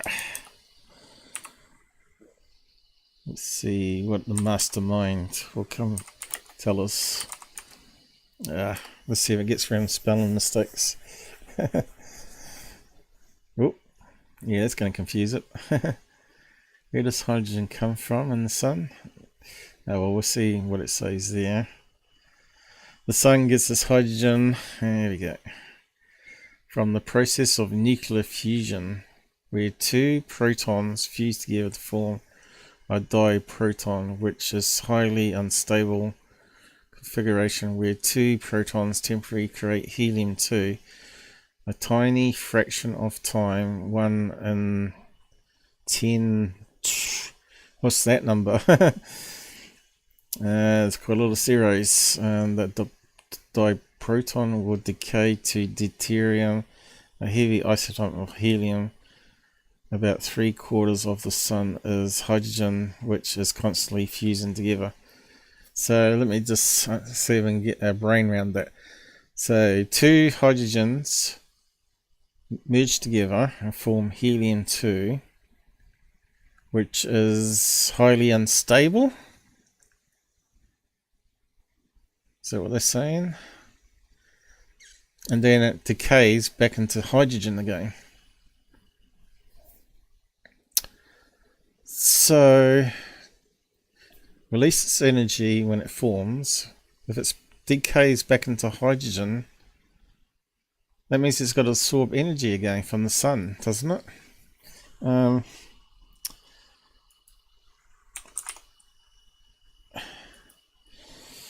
Yeah, I'm not going to get through everything tonight.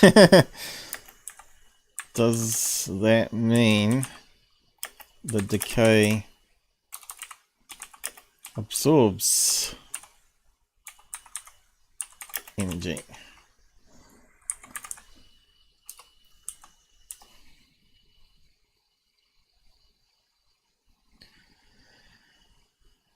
There we go. Searching. Yes, decay can absorb energy. Okay. When radioactive atoms decay, they release energy in the form of ionized radiation. Okay, let's see if we can wrap our minds around this one. So they release ionized alpha particles, beta and gamma rays. The energy is called ionization, yeah, because it has enough energy to knock tightly bound electrons from the atom's orbit. This causes the atom to become a charged ion. Does that really answer it?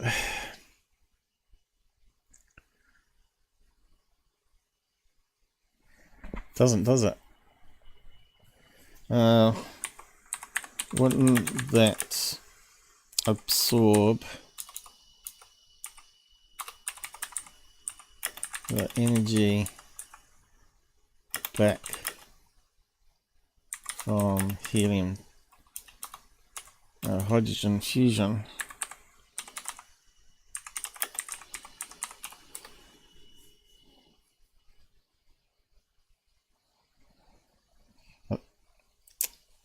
I think there's something missing in our science, you know.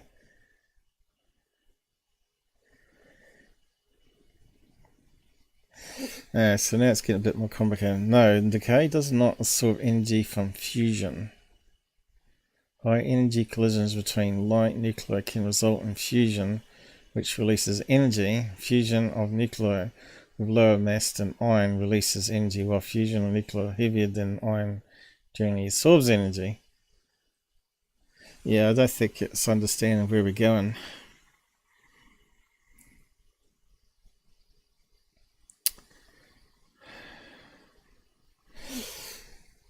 I think Tesla racked his brain on this sort of stuff. This is why he came up with the idea of the ether, right? That the sun's constantly absorbing energy from the ether, which in our minds and in modern day mindset is actually dark energy, right? And from dark matter. That kind of makes sense.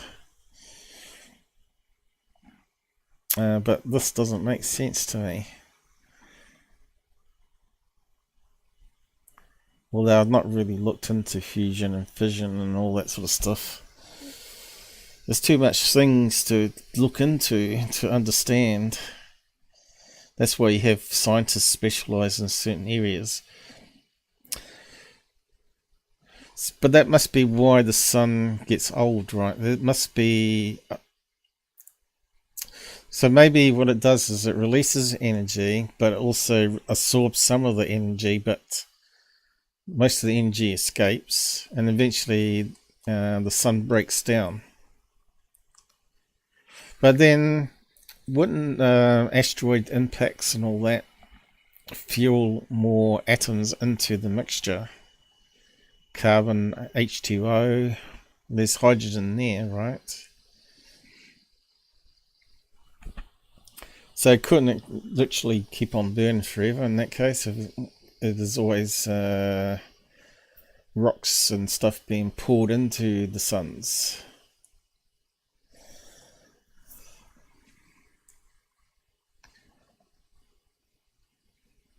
I suppose we have to probably look at full process of fusion. What is H2? What is normal helium? I think that might be the clue there. Okay, see what it comes up with.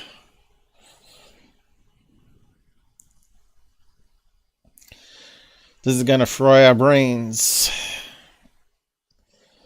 Normal helium composition. Let's see. Composed of 2 electrons in atomic orbits surrounding a nucleus containing 2 protons and usually 2 neutrons. Ordinary air contains 5 parts per million.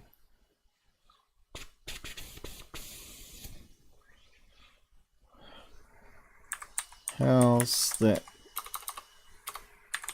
different to H2?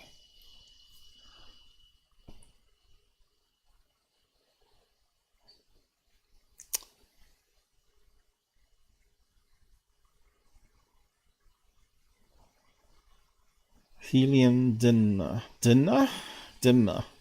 Helium dimmer, which is Van der Waals molecule consisting of 2 helium atoms for helium-4. Cryogenics. So there's cryogenics again. We were talking about that last live. 2 liquid forms, helium-1 and helium-2. Helium-1 is warmer form, helium-2 is colder. The transition temperature called the lambda point. It's too much, isn't it? What's that meant to mean? Consisting of 2 helium atoms opposed to 4 helium atoms. For helium-4.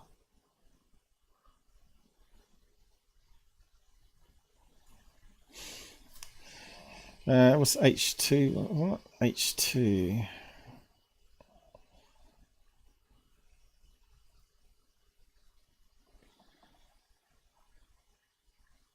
Go up here. Just see helium-2. Typically create 2 helium-2, a tiny fraction of time. The diproton will decay.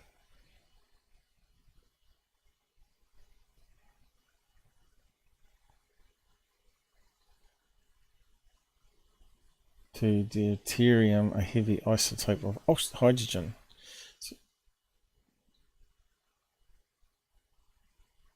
3/4 of the sun is hydrogen, which is constantly fusing together and creating helium by the process called nuclear fusion. But that helium then breaks back into hydrogen. See, you see what I mean? What am I missing? So it's got to be maybe not an equal energy in and out. Okay, let's why does the sun expand as ages? Because that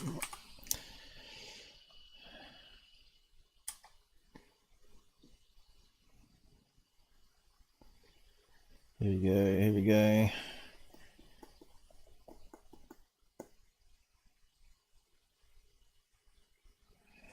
And could that be the reason why the universe expands? So what have they got? As the star ages, interior temperatures increase. Why? And the region where fusion can occur at temperatures at 4 million Kelvin and up expands outward. Overall, the rate of fusion and the volume where fusion occurs increases over time. The result in the sun and all sun-like stars increase its energy output as it ages. Increasing its energy output as it ages, the burning hydrogen in the shell around the core significantly increases the brightness of the sun. Because the size of the star has expanded, the surface cools down and goes from white to... where's the rest of it? White goes from white hot to... where's the more button? What's happened there? To... the sun won't die for 5 billion years. We already went through that track. The burning hydrogen in the shell around this core significantly increases the brightness. So you probably have to go to that web page that it's using there then.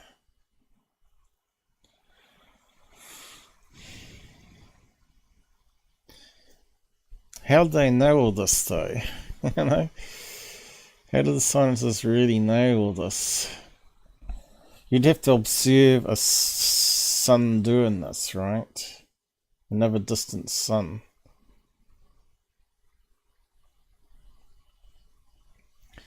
This is science just really frustrating.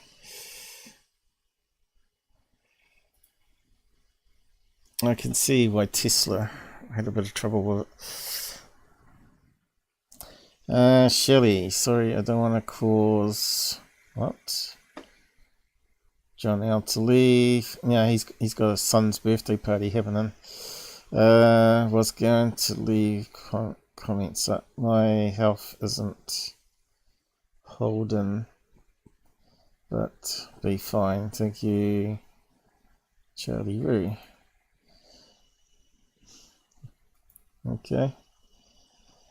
I'm not sure actually who is here. Oh, we got Michael King above you. Snuck in the back door again. Are you still there? Who's there out there? Anybody there? Yo, yo. Say yo if you're home. Am I bashing the science brain cells together here too much? There we go. I'm here. Yo. I think you're the only one left now.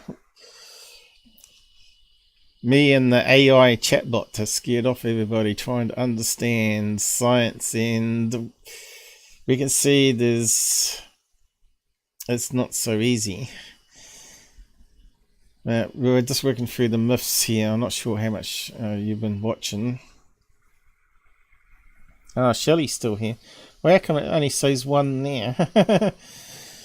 Maybe you're one of two. Like, what's that? 7 on Star Trek. She's 7 of whatever. How many of her were there? 7 of million.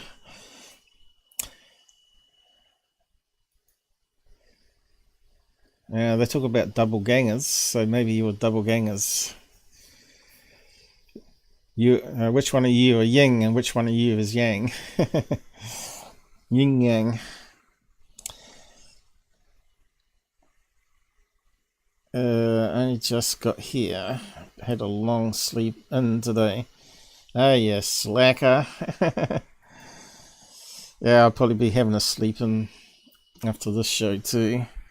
But I'll probably get woken up by all the noise in the house like I did today. So I didn't get extra sleep like I wanted to. Anyway, where did we get to? So...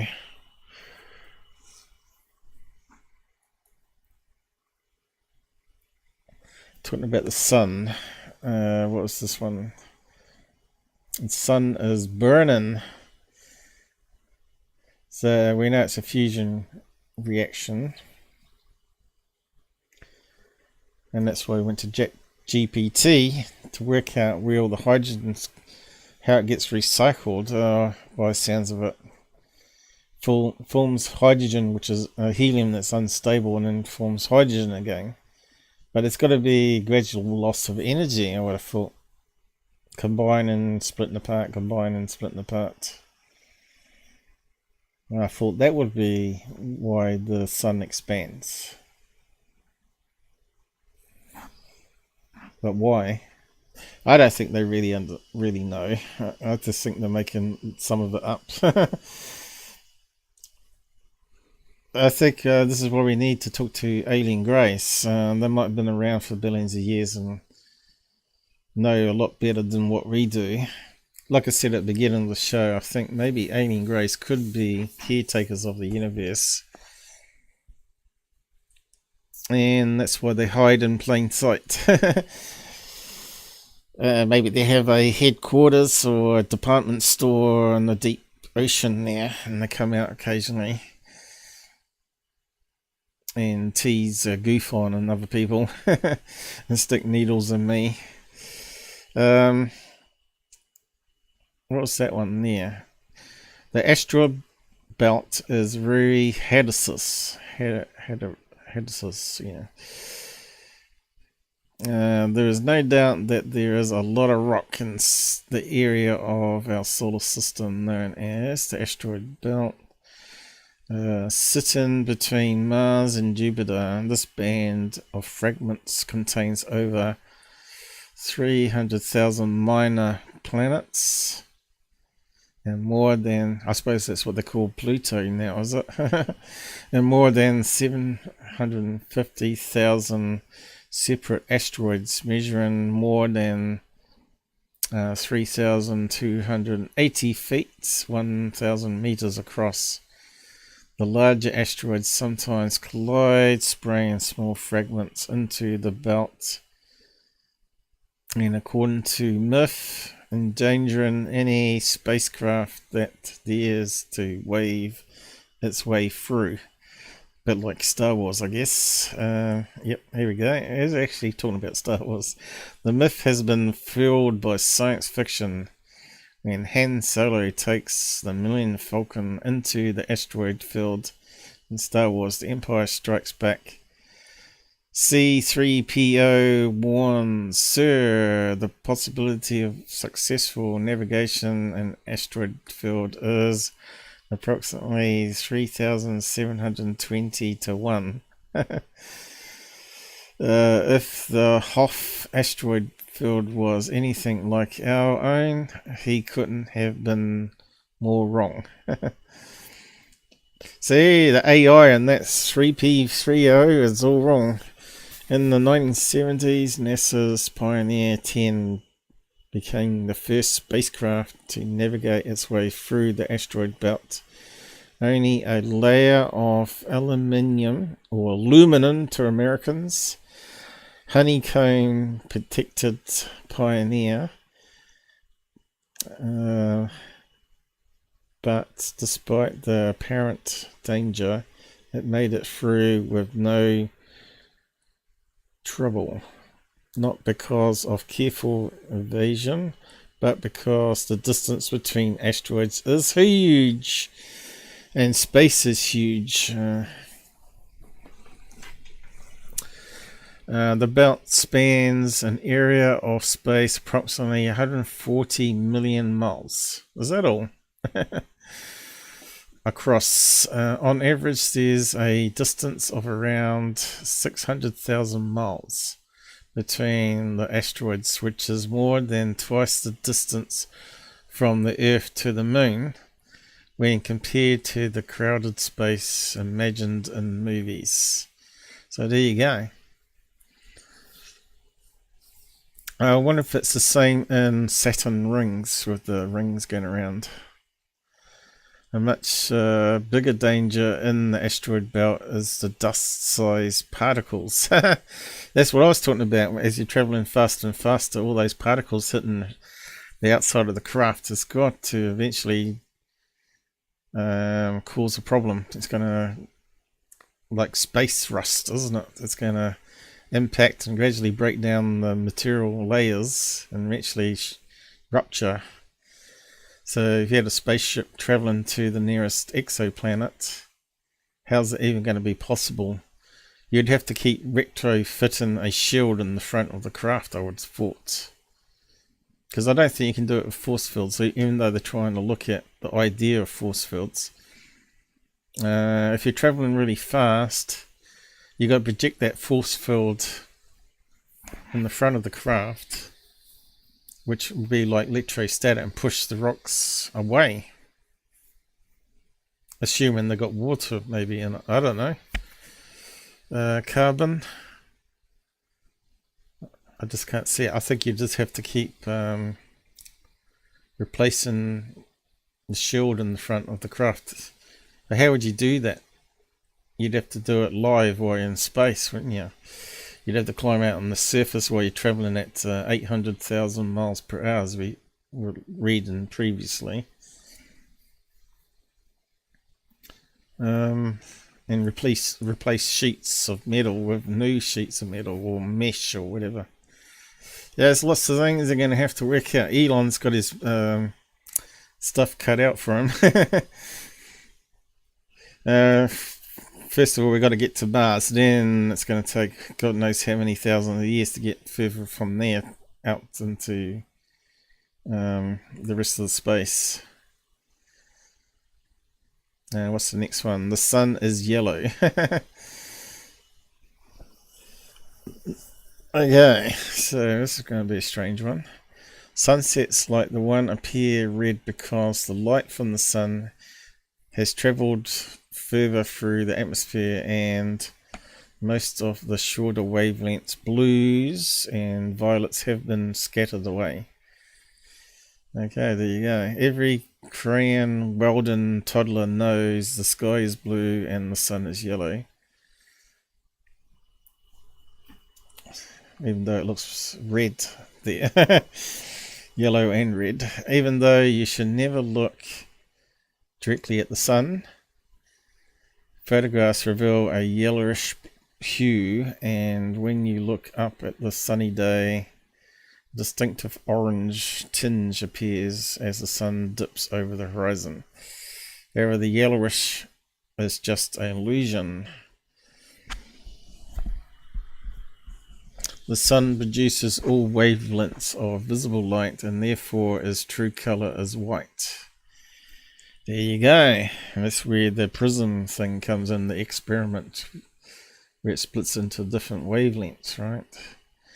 But as the sunlight travels through the atmosphere, it changes. The wavelengths of light at the blue end of the spectrum are much shorter than those at the red end, so collisions with particles in the air are more likely. During the day, blue light scatters high in atmosphere, giving the sky its blue color and making the sun appear yellow. There you go. Stars and constellations are close together. Oh, that's another question I was going to ask Bing. It's logged me out again, has it? No. Okay. Where does alien life come from according to lore? What constellations? Let's see if it knows that one.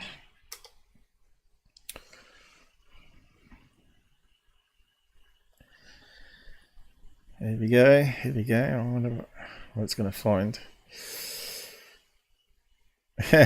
Here we go. It sounds like we're talking to the black man scientist, what's his name, DeGracio. There are no conclusive evidence of extraterrestrial life yet. However, many cultures have associated the star cluster Pleiades with extraterrestrial life during its high visibility in the night sky and its position along the ecliptic, which approximates to the solar systems. Is there a is it exoplanet? Exoplanet, not exo. Is that right? Planet in Pleiades. Let's see.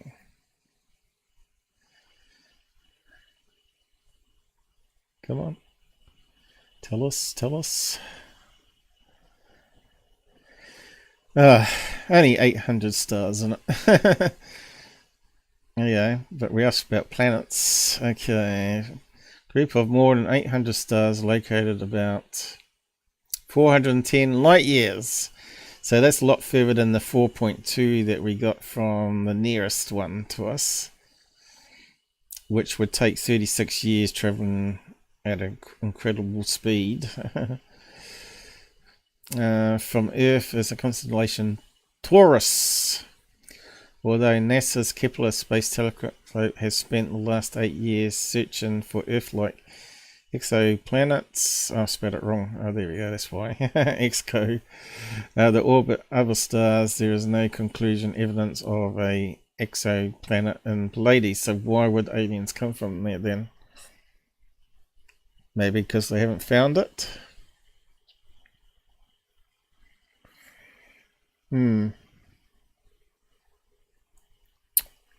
Taurus.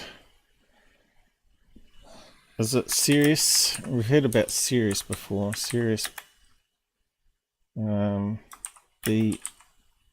What are we going to say? Is Sirus B and Pleiades? I don't think it is, but let's see what it says.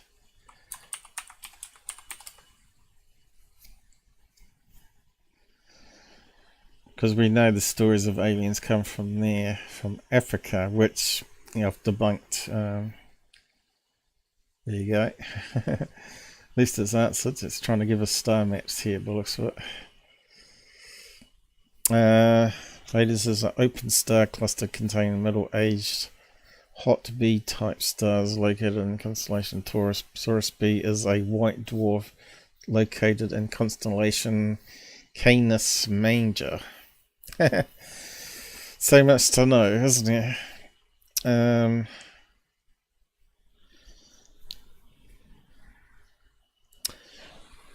What's the constellation? Oh, that's not how you spell it. Is the nearest exoplanet. Try to word it differently this time.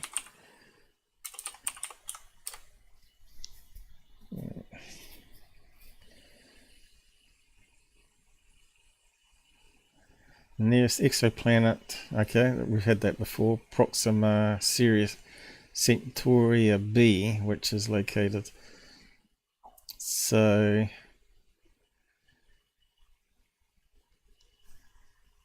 I suppose it's not going to show us a map.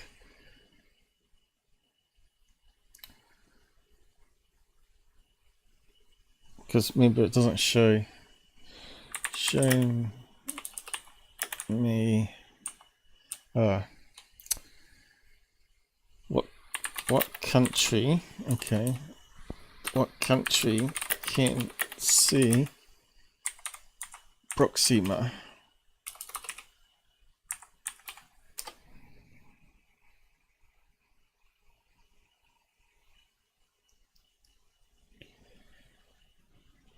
See, he's already added the extra information on, so I didn't have to type it.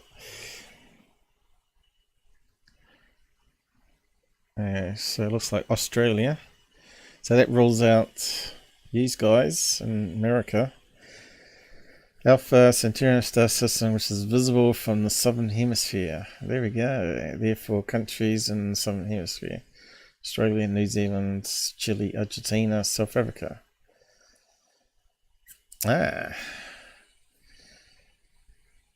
And we've heard about Australia star people, we've heard about Chile star people, and South Africa star people. So could they be coming from there? Anyway, it's just a thought. Quite interesting, I think. Even though we only got 2 people out of 8 billion in the world interested in this stuff. And Mike has gone away for a breakfast, I think. Oh no, coffee. Just looked it up. Yeah, we just covered all that, Mike. You should have been with us earlier. We've gone through all that scenario. That's what he calls synchronicity, I guess. What have we got here? Tommy isn't feeling well, sorry, I've got haters. Hey, I've got haters. Lots of them. JP is pals with was polite, so sorry, this is my deletion reason. Look, I don't care who comes here and what drama you have between each other. You just got to get on, be civil. You know, you can agree to disagree. I know there's these channels that fighting each other. But my beef is when channels lie, or they're deceptive, or just kidding themselves, right? Like they call out some hoaxes and fakers, but work with other hoaxers themselves, or fakers. Darcy Ware is one of them. So that's why I tend not to want to be friends with other channels or use other channels to promote myself, all this kind of stupid business that goes on. Because your reputation is worth more than working with other channels and people who you can't trust. It takes a long time to build trust. It's hard to find the same people that have the same drive as you in search of the information that you're after, right? You know, you've not heard me call out thank you for your super chats every 5 seconds or praise the cash, because that's why I'm not here. This is why I'm at 2 in the morning talking this science stuff, which I thought I would get through, but you can see it's going to take a lot longer. So it looks like we're going to still have a few tabs to get through. Hopefully I can get through some plasma stuff. But yeah, must be a few hours we've done on this so far. Let me just check up. 2.5 hours already. But it's been a lot of fun. I find this a lot of fun doing this sort of stuff, because we're exploring, trying to understand science and trying to understand scientists' minds, and why we need lots of people in this field that can do niche things. You know, not everyone can understand everything, right? It's just impossible. That's why I tend to get Robert on, because he's the UFO historian. I don't want to have to store all that sort of stuff in my head. I got lots of other stuff I need to keep in my head. It just drives you crazy thinking about it all, trying to wrap your head around it. Stars and constellations are close together. Well, we just heard that that's not going to be the case, because there's great distances, right? Space is huge, it's so huge we can't imagine all those zeros that we were seeing before. The stars in the night sky are arranged into 88 constellations. Is that all? I thought there was a lot more than that. That represent, among other things, 29 inanimate objects, 19 land animals, 9 birds, and a dragon. How about the Great Dipper? That's not an animal. And the recognised groups have guided farmers and travellers. I suppose the Big Dip is part of a beaver tail or something, is it? So I don't follow all this stuff either, really. But we'll be staring at the sky with my sky watching setup, I guess, and we'll see some constellations on the star map that I'll bring up probably, and see if we can spot it. It might be a bit easier now we haven't got the fisheye lens warping the stars together, because it was a bit tricky before. But I don't know, we can see probably more stars on the camera than we can with our own eyes as well, which can cause a bit of confusion trying to match it up with constellations, right? Despite appearing close together, the stars that form the constellations are often separated by light years, by tons or hundreds of light years. There you go. Hundreds of light years, actually, yeah. Really big. Okay, we can just move on from that one. The moon has a dark side. Well, we know that's not true because it's actually spinning in synchronization. The dark side of the moon has inspired studio albums, novels, and television series, films, and video games. So if you built, say, on the dark side of the moon, the back side of the moon, a base, it's going to get sun just like it would be on Earth, right? But we're not going to see it because it's spinning at the same speed as Earth. So as it starts illuminating the moon, that base has already gone into the dark side of the moon, so we're not going to see it. Unless you put a satellite in orbit around it and beam it down via a web stream.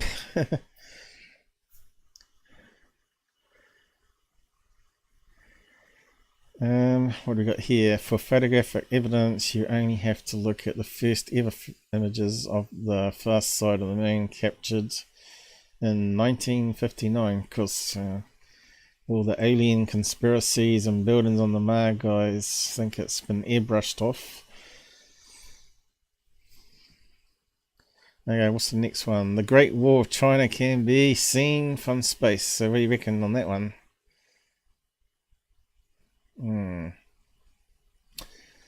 It's long. Unless they stick lots of lights on it. They might stick LED lights all along it, I guess. Very super bright lights. I can see that maybe this one is going to be false.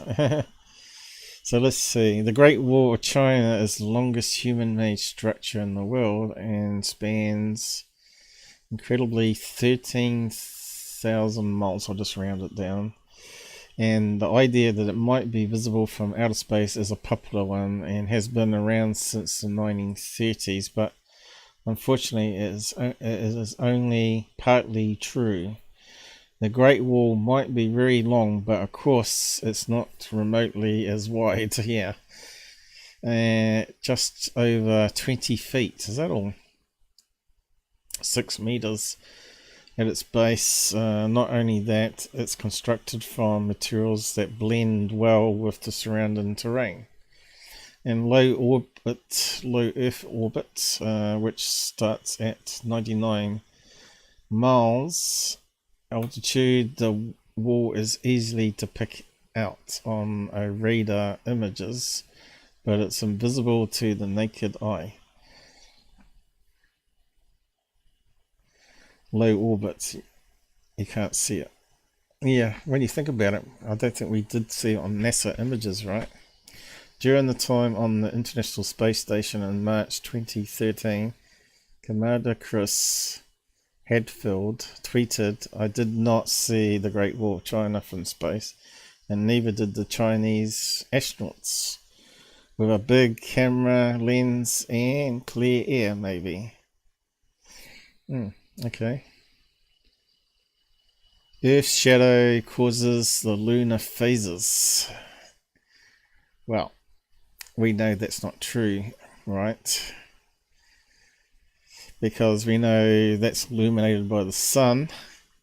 So that means the other side has to be dark, right? So it's got to be the orientation to the sun. And solar eclipses is is when the moon, the Earth gets in between the sun and the moon. That's the only time. So let's see how it goes here. What do they call it? Waxing.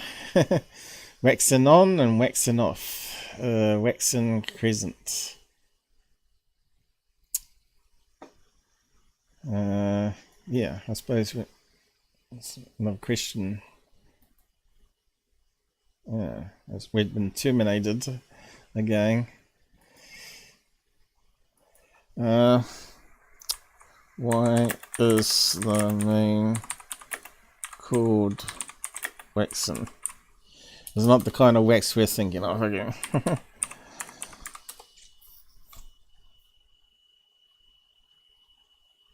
What a stupid question.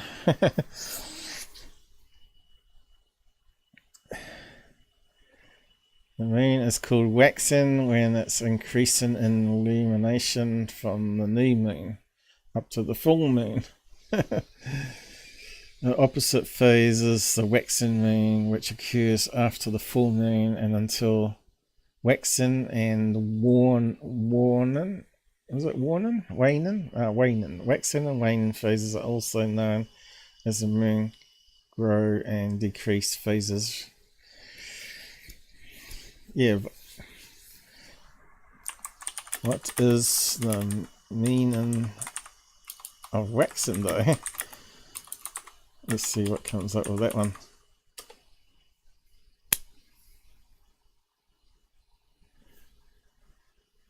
Alright, come up with something then. Waxing is the... Here we go. I don't think it's related to the moon. Waxing is a process of hair removal from the root. You see how stupid English is, so no one meant to be able to understand it. It's also used to describe the process of coating and treating and polish. Yeah, they're the wax I know.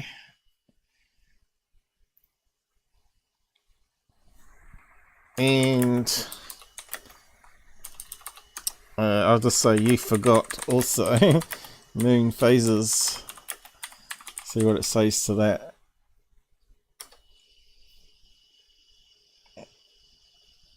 Why is that not included?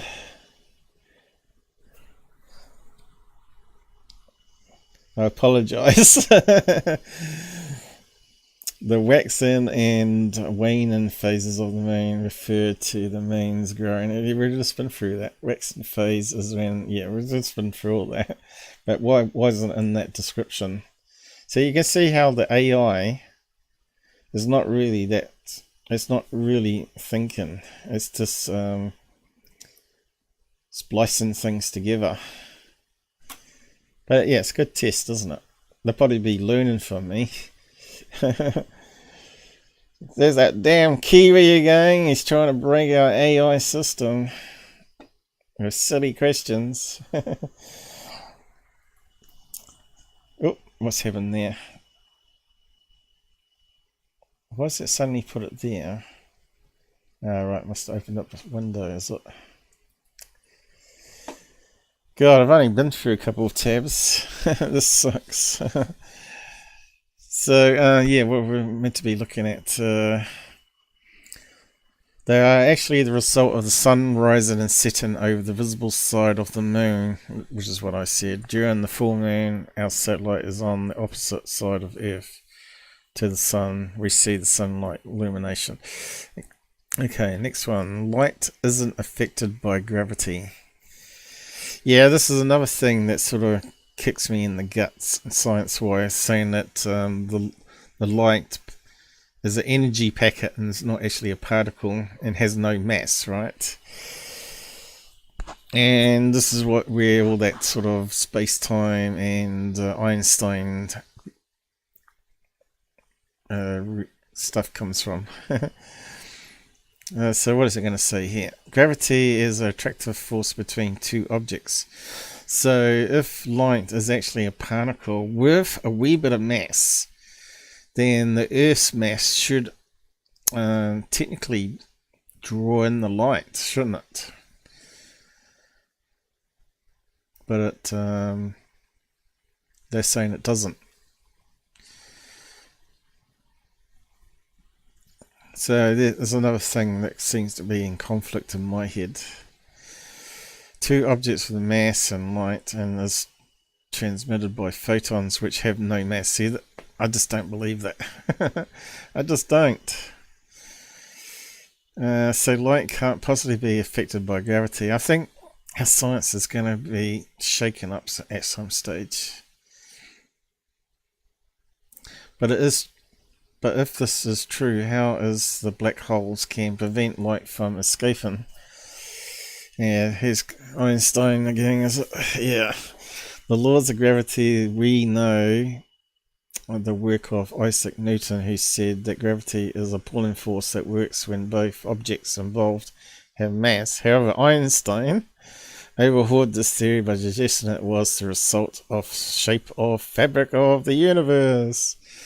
In other words, the space is bent. Yeah, I just don't believe it.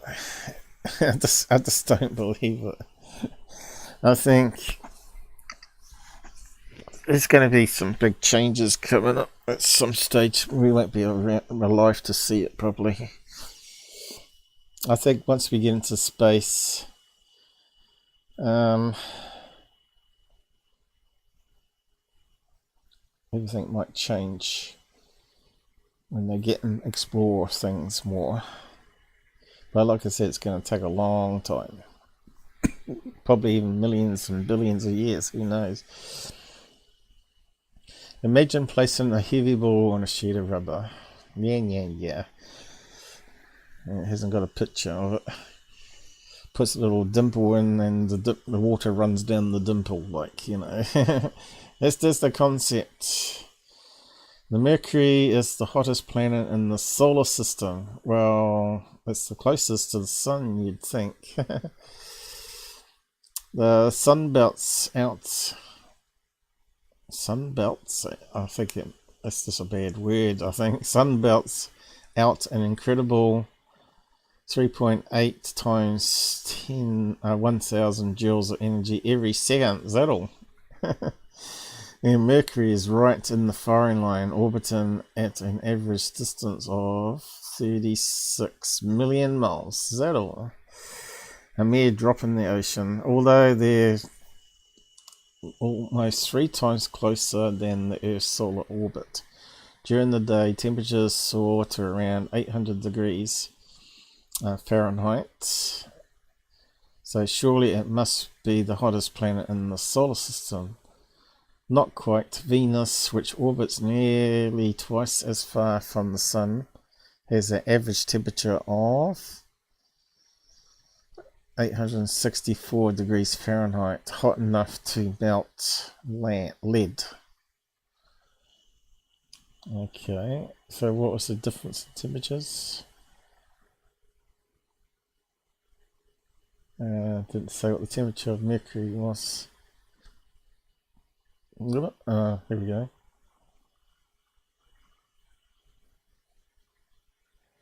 400, that's Celsius, 800 degrees Fahrenheit.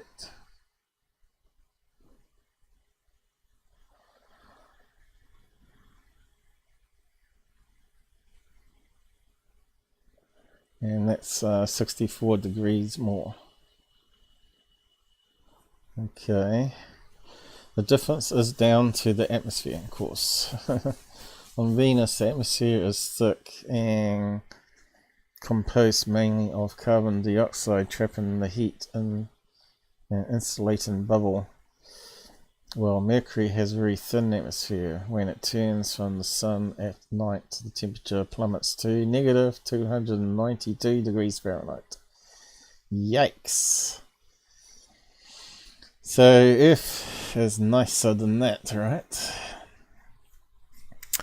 Saturn is the only ring planet in the solar system. Well, we know that's not true, don't we? Wasn't it Uranus or something that had rings? Let's find out. I can't remember now. When most people think of planets with rings, there is only one that springs to mind: Saturn, the gas giant. is well known for 7 main rings. Okay, and but they aren't the only ones in the solar system. Jupiter, Uranus, and Neptune all boast their own set of rings. Okay, I didn't realise Jupiter had one, but I'm trying to think of the James Webb pictures that we got back. I think it did have, didn't it? Neptune. Okay, here we go. Re-entry spacecraft heat up because of air friction. Okay, here we go. When returning spacecraft re-enter the atmosphere, they are traveling faster than the speed of sound, and the temperatures rise rapidly. I'm going to have a drink. Hang on. Rapidly from around negative 250 degrees Fahrenheit to nearly 3000 degrees Fahrenheit. Could friction be responsible for all that heat? Good question, isn't it? Friction in spacecraft is a major problem for engineers, particularly when designing streamlined supersonic rockets. The more air that is in contact with the surface, the more frictional heat occurs. However, vehicles designed for descent are not streamlined, and friction is not the main reason for the incredible molten temperatures. As a wide, blunt spacecraft plummets through the atmosphere, molecules of gas cannot move out of the way fast enough, and they start to stack up, forming a cushion beneath the craft. This keeps most of the gas away from the surface, preventing heat from transferring to the vehicle. Frictional heating contributes to the temperature rise, but the pressure achieves the real heating. The closer the compression molecules come to one another, the higher the temperature climbs. Eventually the pressure becomes so intense the molecules start to tear apart, creating a layer of charged plasma and producing a shearing plasma corona. There you go. Did you know that?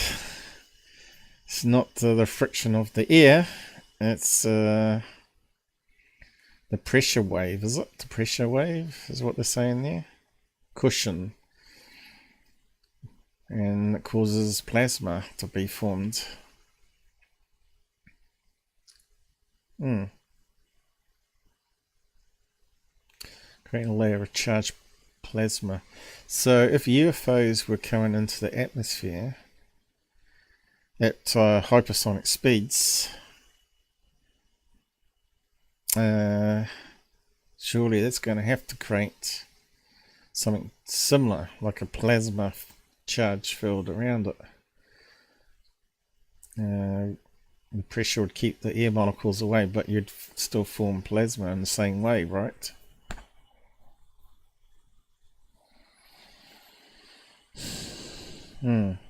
More thinking needed there.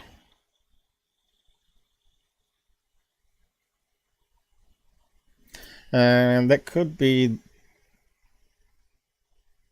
something to do with why we don't hear the sonic boom noise as well. But how does that work when it goes into this water?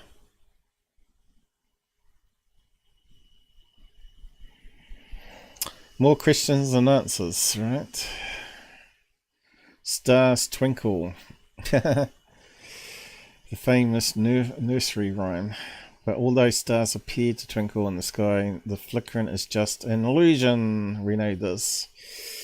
Atmospherics, right? It might seem plausible that the star would twinkle as it shines, but at this distance, the light that we see from them is actually very steady. The light travels towards Earth. It passes through the gas molecules that make up our atmosphere. These are not static, and they swirl as turbulence stirs the atmosphere. This deflects some of the light, making it look like the light is shifting and twinkling. More atmosphere that light has to pass through, the more likely these shifts are to occur. So we talked about light interference patterns, you know, how it forms the ring shape when it's out of focus. That can also, the atmosphere can do that. It can create the ring patterns. It doesn't actually just happen to happen in a glass lens camera. And of course you've got ice crystals making stars near the horizon appear to twinkle more. Yeah, that's a good picture, isn't it? Comet tails indicate which way they're heading. Well, you logically would think so, but no. It's which way the sun is hitting them, isn't it? So that could be going this one looks like it's actually going this way because it's got some bending going on. So the sun's below the horizon, it's lighting up that way. But yeah, let's see what it says. Comet, so essentially lumps of dirty ice.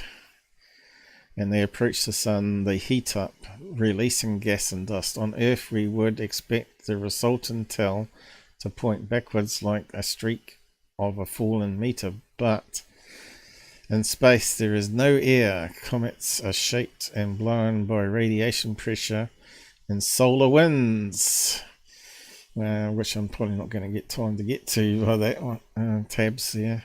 So they always point away from the sun. High energy ultraviolet light crashes into the wrapping gases of the comet, stripping away electrons and forming charged ions. These get caught up in magnetic field lines and shoot directly away from the sun in a blue ion tail. At the same time, the dust is released into space, forming a tail of particles as a fine smoke. Photons of light from the sun create an intense bubble of pressure which pushes against the dust, guiding it into the wild streak that curves around the path of the comet's speedy orbit. Okay, meteorites are not hot. Okay, as meteorites pass through the atmosphere, they heat up so rapidly that the surface rock becomes to melt. However, it is a bit like shearing a steak. Although the outside becomes increasingly hot, the inside remains cool. The melted rock forms a crust just 0.01 in 1 millimeter thick. Inch, I mean. 0.04 inch, which is 1 millimeter thick, and by the time the meteorite hits the Earth, it's likely to be only slightly warm to the human touch. There we go. You can hear sounds in space. Okay. How can you hear if you've got no air? The sound of an exploding vehicle on Earth is transmitted by a pressure wave which travels through fluids like air and water when vibrating particles bump into one another and pass some of their energy on. In space, the particles are so far apart that sound waves cannot propagate. So although the source of an explosion would vibrate, the molecules' movements have nowhere to go outside of Earth. Only on planets with atmospheres would we hear sound.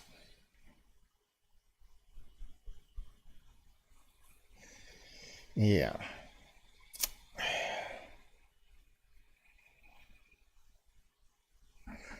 Well, I thought that was common sense though. You can hear sound in space.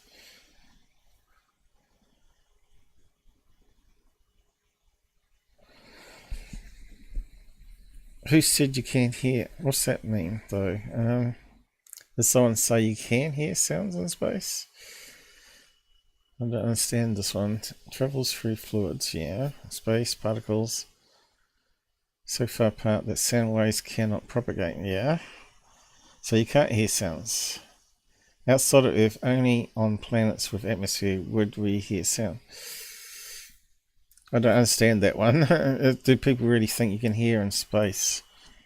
You can only hear astronauts talk because they're inside a capsule with air. And they got some sort of sensor that turned magnetic fluctuations back into sound.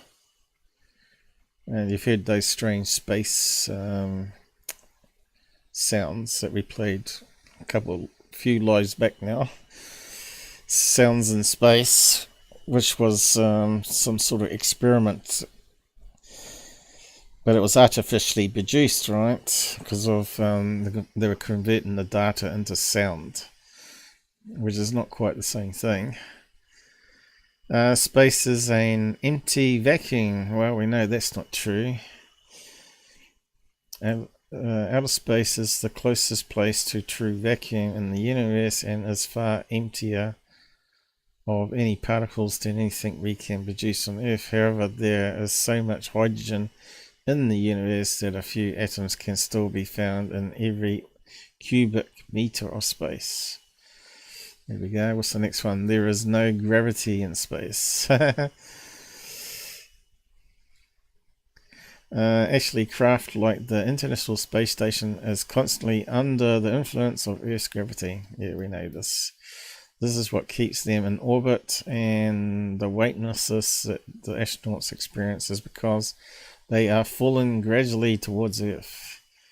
Gravity compels the International Space Station towards the ground, but the station is moving so quickly that it shoots over the horizon, falling around the circumference of the planet instead of coming back down to Earth.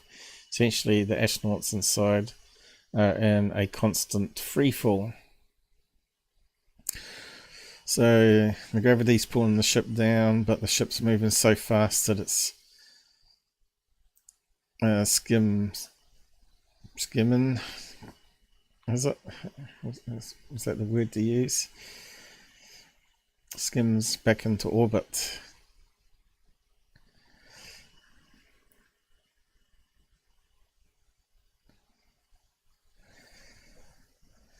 Yeah, you'd have to apply some science to that one a bit more, I think. Isn't it angular momentum? And yet it's always accelerating. As it's pulling down by the gravity, is actually really accelerating, which then causes it to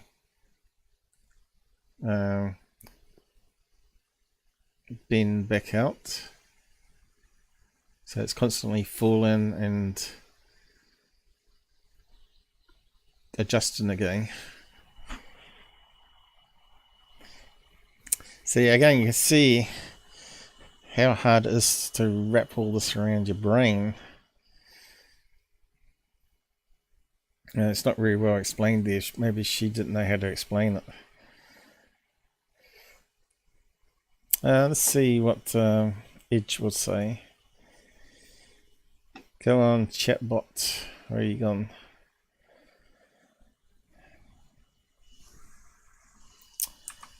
How does satellites stay in orbit? Let's see what comes up.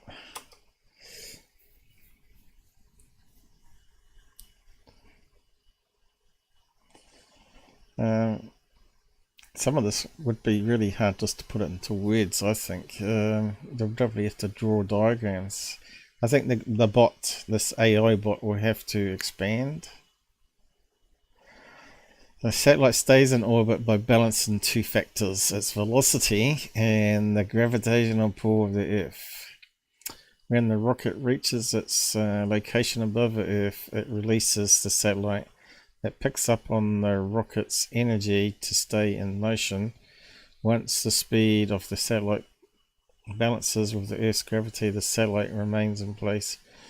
See, it's orbiting the Earth. The satellite stays in orbit as long as it keeps its speed to stay balanced by the headwinds. What headwinds?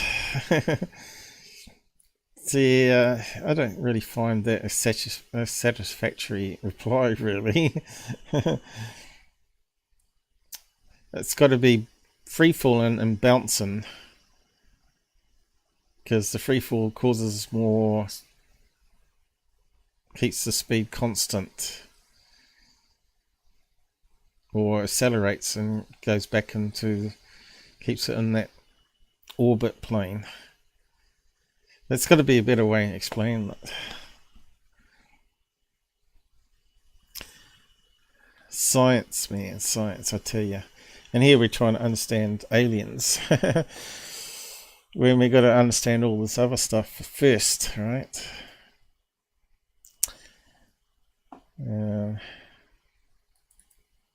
Where's that one? Hey, it says we've got 0 watching. Is it time for me to wrap up? Is it? I don't think many people would like the science one. 3 hours. You're still here? Right, it's now gone up to 1. I think depends how active people are. It detects whether you're there at the computer. I reckon it detects your mouse. And if you've got the window minimized and you're just listening in the background, I think it removes, see, it's gone again. Somehow it detects, yeah, YouTube detects user activity to make sure how many are actually watching. It's a bit like when you listen to music and you minimize it and it has that pop-up. There is no gravity in space. Actually, craft like the International Space Station is constantly under... Is that one we just read? Constantly under influence of Earth's gravity. That's what keeps them... I think we just read that one. What's the next one? We would explode in space without a spacesuit. I'm not sure if you've seen Outland sci-fi with Sean Connery. The space cowboy.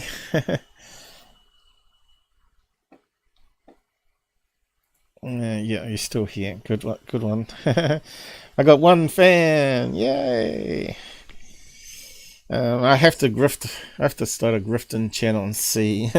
Pretend to be someone else. I wonder if you can do it. Do a grifting channel. And then I can debunk the grifting channel. I probably could do really good fake UFOs and stuff on that channel and get millions of viewers. Have the money pouring into the bank account.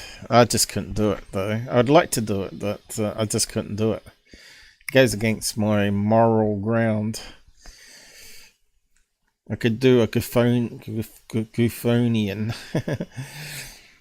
Claim that third phase is legit and they've changed their ways.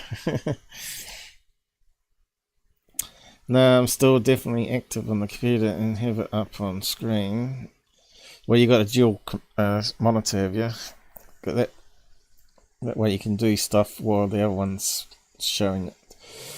I have it up on screen. Maybe if nobody types, I don't know. It's really strange. I think this has got it in for me then. 0 watching all the time. So what would happen? I think would freeze and would smash into ice particles. Let's see. The fluid would first boil instantly and then freeze, right? So yeah, let's see. I know it's been on sci-fi movies. Our bodies adapt to exist under the pressure of Earth's atmosphere, and when this is removed, water in the tissue starts to evaporate and the body starts to swell. Human skin is stretchy enough that this does not lead to an explosion. But after around 10 seconds of exposure, people become unconscious. This happened to an unfortunate spacesuit technician during a NASA test in 1966 after some equipment failed. I didn't know about that. But thankfully the pressure was restored just 30 seconds and the technician recovered. Okay. But that doesn't really understand if you freestyle it in space, what would happen to him. We'd have to ball, I would have thought. And then actually let's just ask the AI. There we go. If a human was ejected into the coldness of space, what would happen? Okay, we'll just try that. Here we go. Thinking. I might have to do these sessions more often, Science ChatGPT. And we had more people on, everybody could be chipping in what to ask it. I can't quite read it. If the human was ejected into the coldest of space without any protection, they would lose consciousness, which we just read, after about 2 minutes due to asphyxiation or lack of oxygen in the bloodstream. The person would probably remain conscious for several seconds until the blood without oxygen reaches the brain. The body would start to swell due to the loss of atmospheric pressure and freeze. The exposure to high levels of radiation would also be a concern. So would they be brittle? How do you spell that word? British is put there. Brittle. Is that how you spell it? And easy smash. Or break, I suppose. Let's see. Oh, that's not how you spell brittle, is it? Let's see. Did I crash the system? I'm sorry, I prefer not to continue. That's weird, isn't it? I'm not going to talk about death. What's wrong with that? I'm still learning, so I appreciate you understanding. I've broken it. I've been ejected. I've been rejected from the system.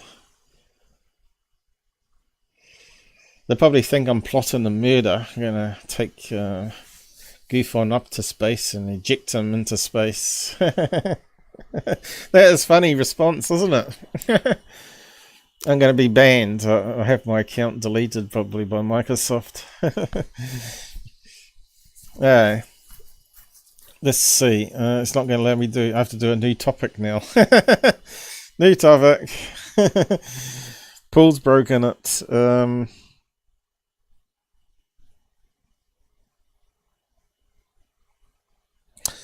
Let's see. Dear, I'm not sure what to ask it now. I was going to do something though. I think I might be getting too tired. I was going to do a new topic, but yeah, that was funny. Oh, we got to the end of that tab, so we finished with that one at least. I asked a banned question, and I'll be demonetized on Google too, probably. Close tab. So on to the next tab. Yeah, you think this stuff is easy. It's not. And where's it disappeared to? Is it this filter again causing trouble? Let's see. Whitelist it. There's a video there. Okay, what's it say? Nuclear clocks, why an experiment at CERN brings them closer to reality. Now this is a problem with atomic clocks. They all lose time. Even though it's very accurate, it's not perfect. And they keep saying that the influences of Earth's magnetic field and probably unknown factors like dark matter, particles going through the orbits, There's no concern whatsoever, and the atomic clocks are just as good in satellites, but they're not, because we know they have to keep recalibrating it to Earth atomic clock on the surface with the space ones. That's a good question. We can ask the bot that one, but it might be banned. How many times do they synchronize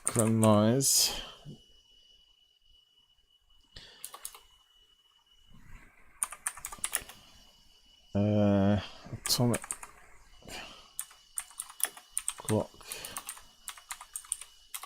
on, let's say, GPS to Earth atomic clock? Let's see if it knows that one. I spelled synchronize wrong, I know. Let's see if it can figure it out. How many times do they synchronize? So you know how it repeats the question if I got a typo, which is kind of good. There we go. Each GPS satellite contains multiple atomic clocks. So that just proves to you they don't trust one, so they've got to have multiple in there. Probably 3, is it?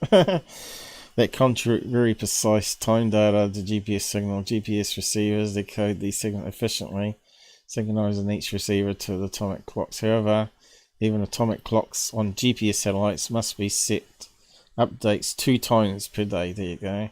To correct the clock's natural drift. Natural. Those updates come from more stable atomic clocks on the ground, often the size of a refrigerator, and not designed to survive physical demands of going into space. So there you go. So this is again more me answering and disputing stuff that they're claiming proves Einstein correct, that satellites are losing time because of bent space time. I think there's a lot of factors that they seem to ignore because they think they can shield.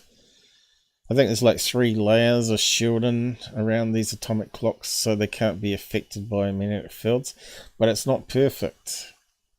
And I think just even a little bit is enough to break through the shields and affect the oscillations of the atoms. So it doesn't really prove Einstein's correct by the satellite time drift, but it could be other factors that they're totally ignoring. That's just my take on it. I'm no scientist, as so to speak. Like I said, you can't. You need millions of scientists, and each of them got to have a niche in a certain area. There's no way you can possibly know it all, right? So, but it's we can sort of be like jack of all trades, I guess, and understand enough a bit of each and know the problems, right? So what's CERN up to? Building a clock based on a nuclear transition has long been a goal of meteorologists, as well as offering the potential of greater accuracy than atomic clocks, such as a timekeeper could be more immune to external, there you go, noise as they call it, and could be used to probe new physics beyond the standard model. So what they mean by nuclear transition there. However, the challenges have been many, and until recently researchers had not even managed to make a direct observation of the radiation associated with a potential nuclear clock transition. I wonder if we can. Are they going to explain it? Probably not. No. We need diagrams. We need to know what they're talking about here. So we could ask the bot, I guess. See if it knows. Nuclear clock transition.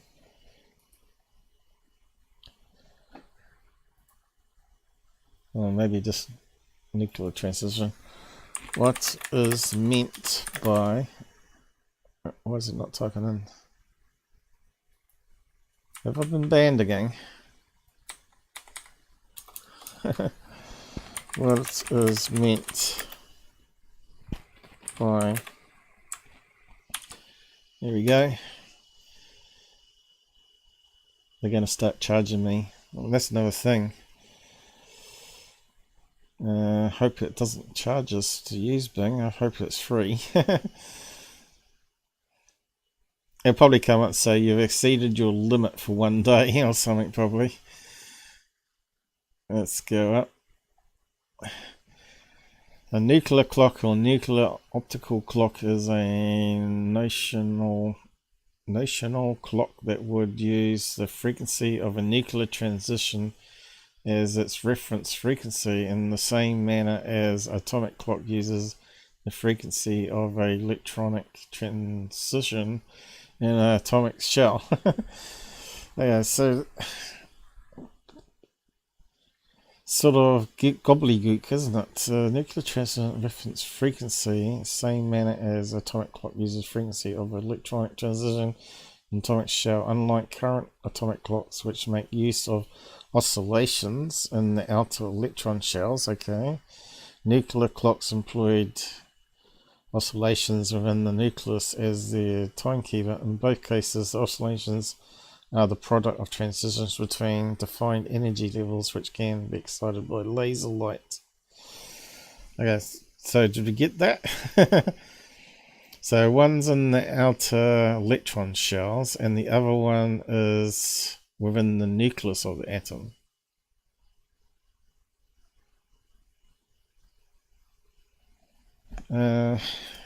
Oscillations of what though? Laser light. Obviously, we know photons emit electrons.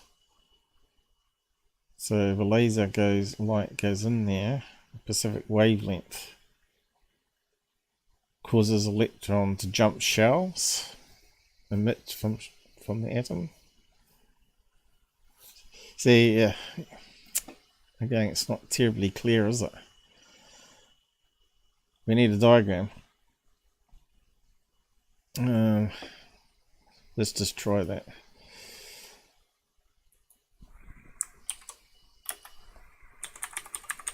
Diagram is easiest. Yeah, well, maybe not. Let's bring it up. So we got the laser, feedback loop, and there's the atom, and then receiver. Yeah, I still don't understand it.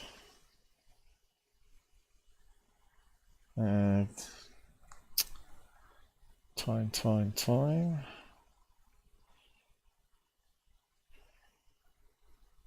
Okay, what have we got here? X-ray, decay, electron.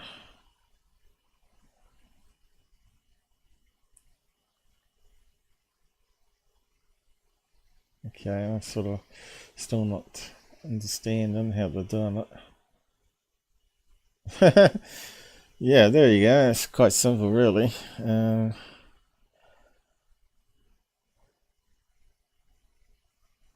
That's probably why no one talks about this stuff on my streams. This is where you need Kirk DeMungle, or whatever his name is, theory of everything. He can come along, and he's meant to be a physicist. He's meant to be able to explain all this.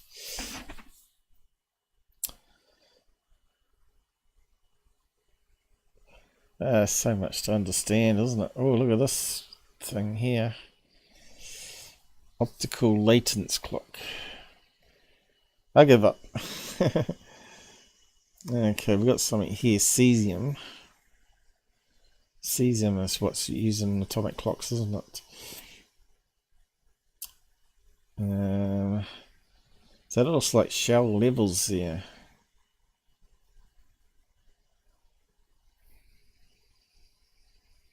Yeah, I don't know. It's something about electron levels there.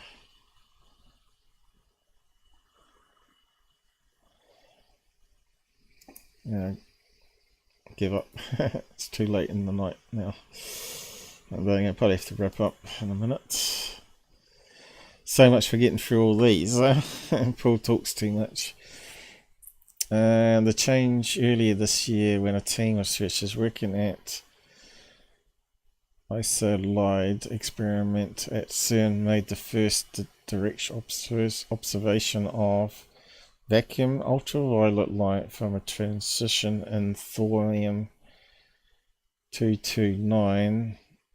This episode of the Physics World Weekly podcast features team member Sandro Kramer of the Institute for Nuclear and Radiation Physics at Belgium Catholic University. What's religion got to do with it?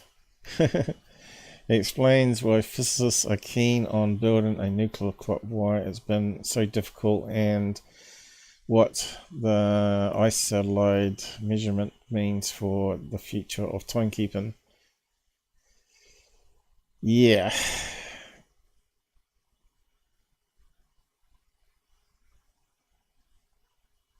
So there you go. So they want to build a better atomic clock is basically all we got from that. I'll post a link to the side.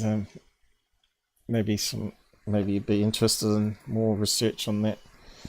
New atomic clocks.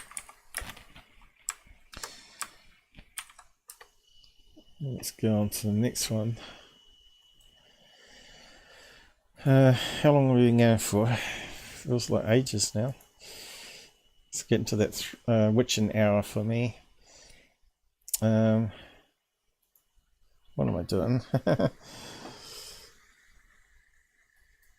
If we just keep that one open. I'm meant to be looking on the other screen. What are we coming up to? 3 hours 16 minutes. Okay, it's not too bad. Okay, CERN spots Higgs Boson Decay breaking the rules. See there again, this is where science is always at conflicting with itself. And they just don't understand what's going on. We're such babies in science, really are. So much for the standard model of physics. Particle physics. Evidence discovered at CERN of a rare form of Higgs boson decay may be just what scientists need to prove the existence of particles beyond those predicted by the standard model. It sounds like it's going to create more complex stuff, if anything. Speaking at Large Hadron Collider Physics conference last week, researchers working on a pair of CERN experiments, Atlas and CMS, said their combined data sets offer the first evidence of a Higgs boson decaying into a said boson, a zombie boson. Scientists are just funny people. An electrically neutral carrier of the weak force and a photon. I swear scientists don't have a clue what's going on.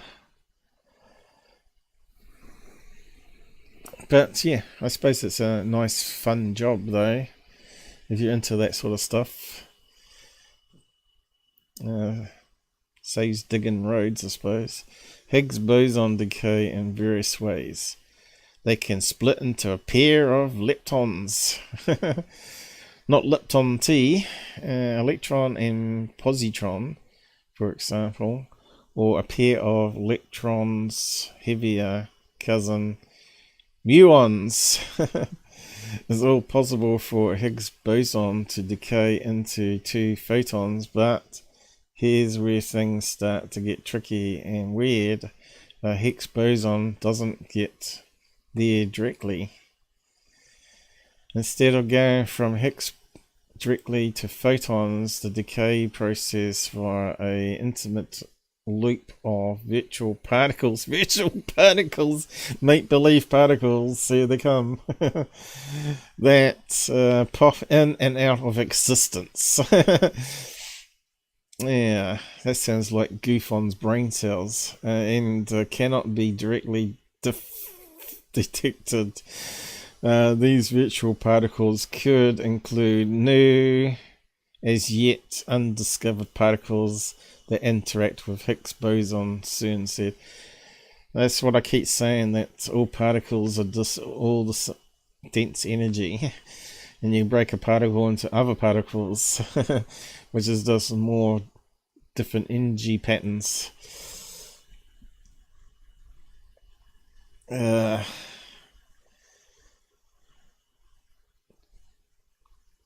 Sounds like they keep making up new particles, doesn't it? Now, wasn't the boson the one that sort of causes a force between atom layers, like your finger on a surface of a table, right? Wasn't that really what it was all about? The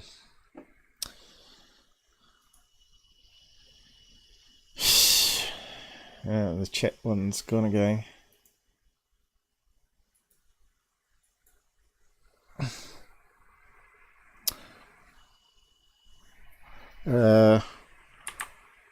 What does the Higgs boson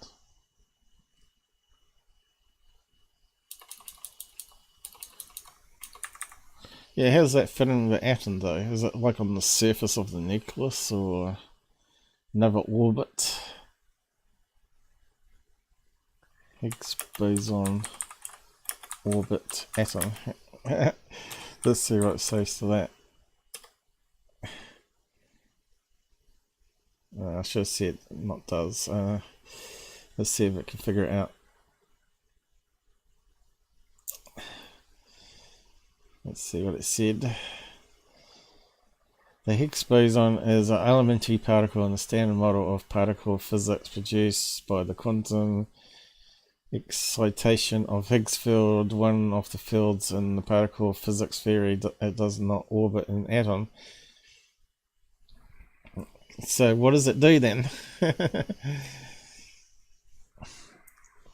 Where is the... I'm going to get banned again. Higgs boson in an atom.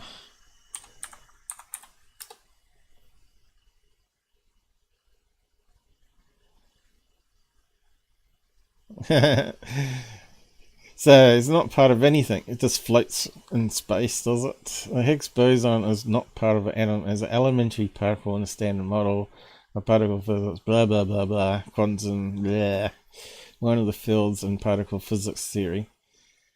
So it's just a bunch of bullshit then. Is that what they're trying to say here? There's a particle that has no... let's see. Was the Higgs boson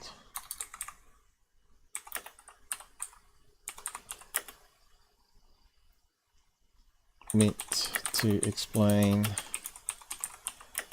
force between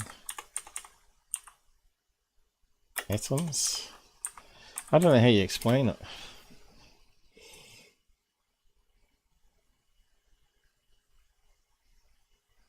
No, that's not going to be able to answer, I don't think. The Higgs boson is responsible for the mass of objects. It's not meant to explain the force between atoms. Bosons are the force carrying or force meditating particles. It sounds like all gobbledygook, doesn't it? If a fermion, such as a quark or lepton, produces a boson, which is then taken in by another fermion, then the force exists between the two fermions. I don't understand it all.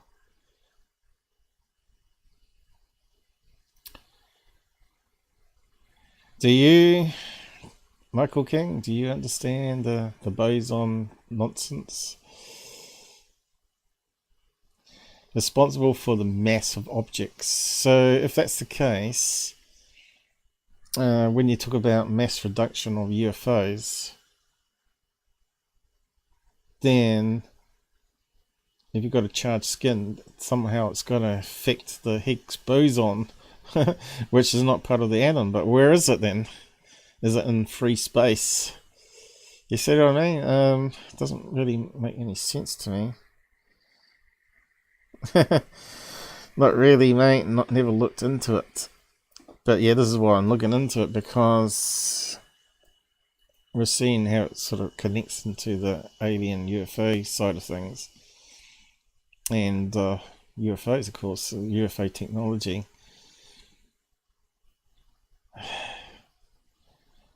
So what can we ask it to get maybe a better understanding? It's massive objects.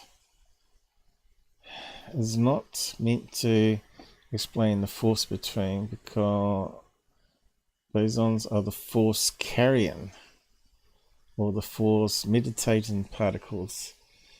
Sounds like gibbery Duke hazards.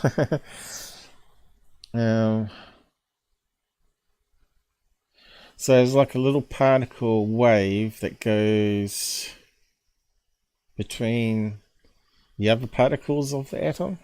Is that what we're saying? So I don't know if I still got it open, have I? Is it saying it's something like that? Yeah, I think it's too early in the morning for my brain to wrap around this. So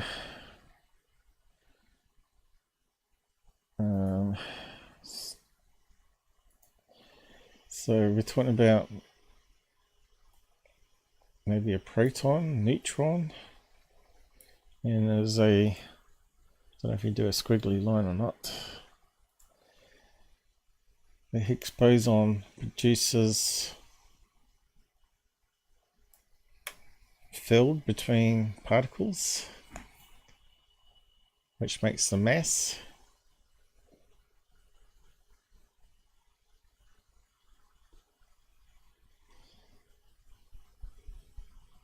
Or is it part of the strong forces that hold it together?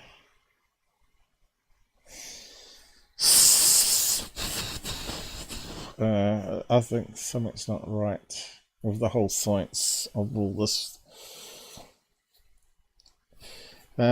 quantum stuff, right?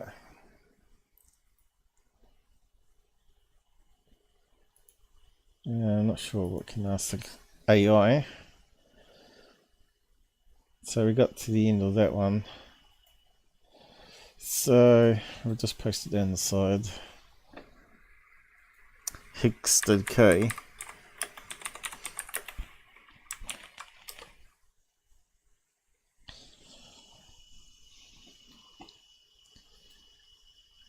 Close that one down. Got a few going. According to Einstein's theory, why is time a dimension of the 3+1 space-time structure? Oh dear. Okay, I might have to skip that one. Atomic clocks, okay, that should have been part of the last one. Atomic clocks and solid walls. New tools in the search for dark matter. Okay, so this should have been included in the other one, but I think this color thing was screwing up that page. Yep, now we can see the picture. You think all that there,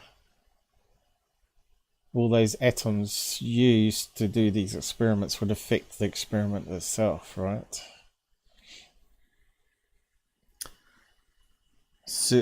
As searches come up empty, some are thinking of new ways to look for dark matter. Because they want to keep proving their Big Bang theory, right? I would love to be interested to know what Tesla would have come up with if he could live up to now.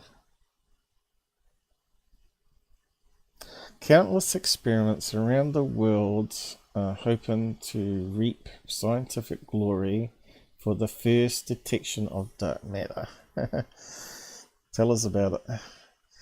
Usually they do this by watching for dark matter to bump into normal matter, which probably doesn't happen. It passes through it, right? So they're making assumptions, right? I think it's all wrong. Science is toast. Same as ufology is toast. Or by slamming particles into other particles and hoping for some dark stuff to pop out. A load of poop. There's a load of poop popping out. This is intriguing possibility championed by Ismina Etrovastaki. What kind of name's that? A theoretical physicist. Yeah, it always has to be theoretical. That's why no one understands it. So he's in Waterloo, Ontario, Canada, where she holds, oh, it's a woman, a chair in theoretical physics. Sounds like a good chair to have, because you could spout out any crap and get paid. The first woman to hold a research chair. Detecting these hypothetical dark matter waves. Yeah, exactly. Sounds like something that Bob Lazar would like to use in his bullshit. Requires a bit of experimental ingenious and resonating bars. I missed something here. Ingenuity. So she and her collaborators are adapting. Here we go. A broad range of radically different techniques to search atomic clocks and resonating bars, originally designed to hunt for gravity waves. Oh no. Yeah. I don't think gravity waves exist. And even lasers shined at walls in hopes that a bit of dark matter might seep through the other side. Nah. You're not going to detect it ever if it exists. It's in another dimension. It's in the ether, according to Tesla. Progress in particle physics for the last 50 years has been focused on colliders. Yeah, the end of the WIMP. While most dark matter physicists have focused on hunting for weaker interacting massive particles, or WIMPs, Evrati is one of the growing number who are focusing on less known alternatives such as exons, hypothetical ultralight particles. There are more particles with masses that could be as little as 10,000 trillion times smaller than the mass of the electron. The masses of WIMPs, by contrast, would be larger than the mass of the proton. Cosmology gives us very good reason to be excited about WIMPs. And focus initially searches in their mass range, according to David Kaplan. Hoxton University producer of the 2013 documentary Particle Fever. Haven't seen it. That looks like a plug, doesn't it? Buy my documentary so I can make some money. Has also been due in part of excitement over idea of supersymmetry. We've heard that one before. The model requires every known particle in the standard model, whether fermion again mentioned or boson. Boson. What a stupid name. It really is, isn't it? Hey, you a bozo. You have a super partner that is heavier and opposite class of electron, which is a fermion, which has a boson super partner called a selectron. It sounds like sci-fi, doesn't it? So this goes on a bit. Particles are waves, yeah, blah blah blah blah. I've talked about that before, where particles could be moving through space and spinning and creating a electromagnetic wave from it. But yeah, they don't talk about that sort of stuff because that's pseudoscience.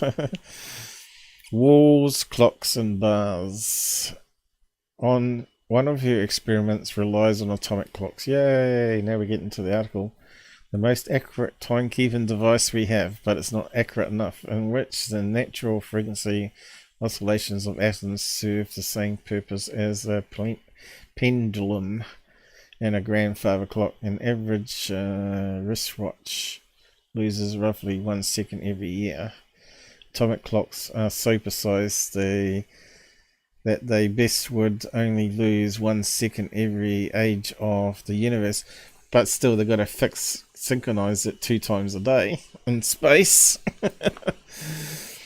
Within the spherical framework, dark matter particles, including axions, would behave like waves and oscillate at specific frequencies determined by the mass of the particles. Dark matter waves would cause the atoms and atomic clock to oscillate as well. That's what I was saying before. You know, it could be dark matter that's passing through and causing the oscillation change. And this sounds like they're saying the same thing, isn't it? Well, if they can detect that, that didn't prove what I was thinking correct. That space-time's a load of gobblers and Einstein's wrong, and it's actually dark matter that's causing the satellites to lose time, not bent space. And gravitational lensing can be explained by plasma fields around galaxies and stars, and not Einstein's thing. Could all 4 bits, right? Could 4 bits if they detect that. But whether she'll be able to detect that, I don't know. Then there are so-called Weber bars. I like muesli bars myself, which are solid aluminium cylinders. Bars get their name from physicist Joseph Weber, who used them in the 1960s to search for gravitational waves. He claimed to have detected those waves, but nobody could replicate his findings. And his scientific reputation never quite recovered.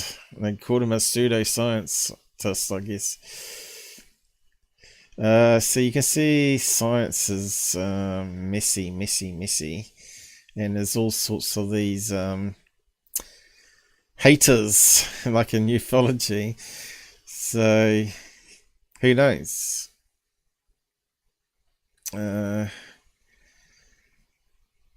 Maybe he's right, maybe he's wrong. Who knows, really? Walking through walls. Okay, we know aliens are meant to be doing that, so why are they talking?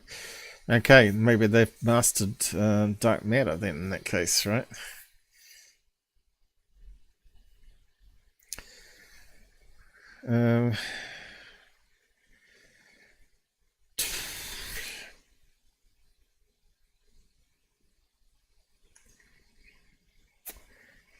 I think if you look at atoms all being dense energy, you should be able to walk through a wall if you can somehow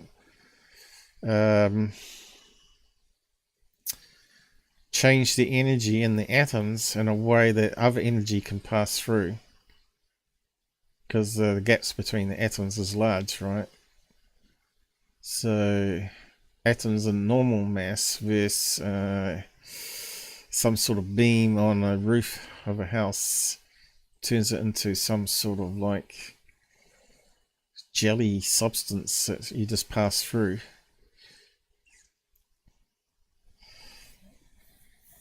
And maybe they do that with dark matter. Dark matter, a light beam.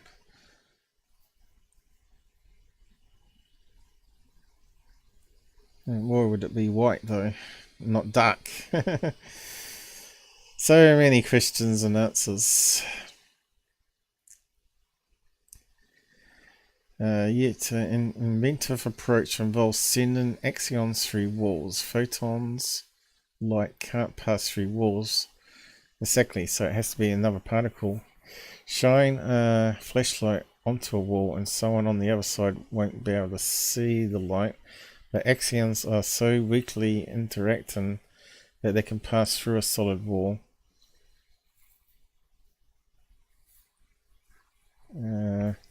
This almost sounds like teleportation too, doesn't it? The experiment exploits the fact that it should be possible to turn photons into axions and then reverse the process to restore the photon. That's not too far-fetched with the alien stuff there, is it? It's quite interesting.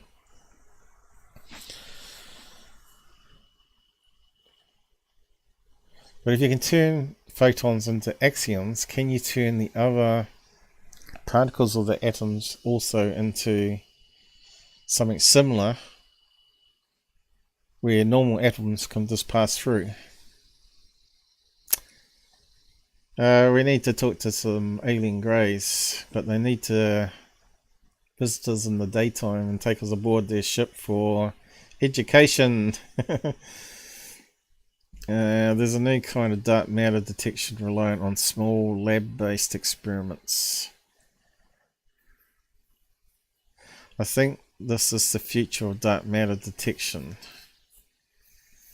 I wonder how many millions of dollars that's going to cost. Anyway, atomic clocks and solid walls. So yeah, I thought this was quite an interesting one I found when I was searching on atomic clocks, so I thought it could be easily related. Maybe she's actually going to find out maybe what the aliens could be using. Walk through solid walls.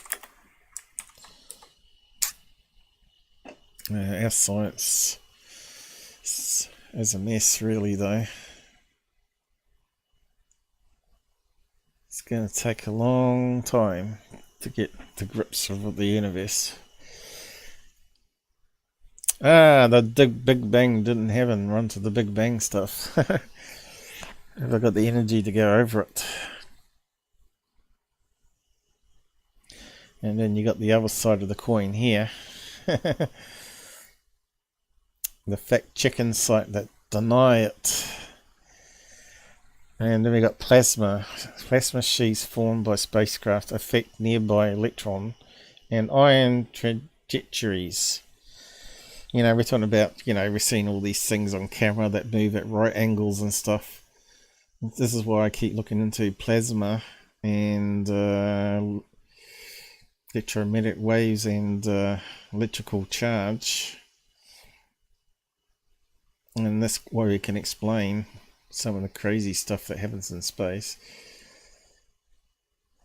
But yeah, I'm not sure if I've got the energy to go through all that now, because I think we have to do a part 2 on this one. Big Bang plasma. Ghostly mirrors for high-powered lasers. There's a few things here, and then we got solar winds. What was I going to talk about there?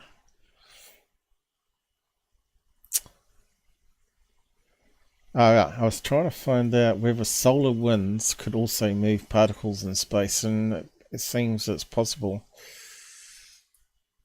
But I think I'm going to have to cover that another day. I don't think anyone's going to watch this or understand it. But hopefully it inspires people to think outside the box. What was that one? So I've done all these over the last couple of months, never had time to go through it, but I forgot where my thinking was. Right, so the amount of high energy subatomic particles and cosmic rays that would penetrate International Space Station hole. Alright, okay, so where was the top of it? Alright, how the astronauts in space protected from solar flares. So that's another good one. So what we got here, new spaceship antenna prevents radio silence. So that's another interesting one. Because we just read about space ships as they come down, like the space shuttle. have a plasma field around, and radio signals can't get through, right? Researchers argue black holes will destroy all quantum states. Here's another thing that's going to cause problem in science. But I think we need another couple of hours and all those. Doesn't look much, I know, but... And then we got the Faraday cages, still added on last time, which is quite interesting. And yeah, I think we're going to need another 4-hour show on those ones. I think I'm just going to wrap up now. It's going up to 3:30, and I'm starting to hurt a wee bit. I would have hoped more people would have joined us. I haven't even seen Shogun, unless he slipped on and slipped off again. I haven't checked all the side comments. But maybe he wouldn't be into this stuff, I don't know. But no doubt he'll watch it and make a comment. So,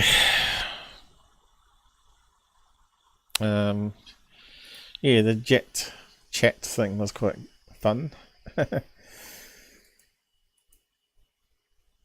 it's dropped out again, has it? Or is it just putting ads up or something?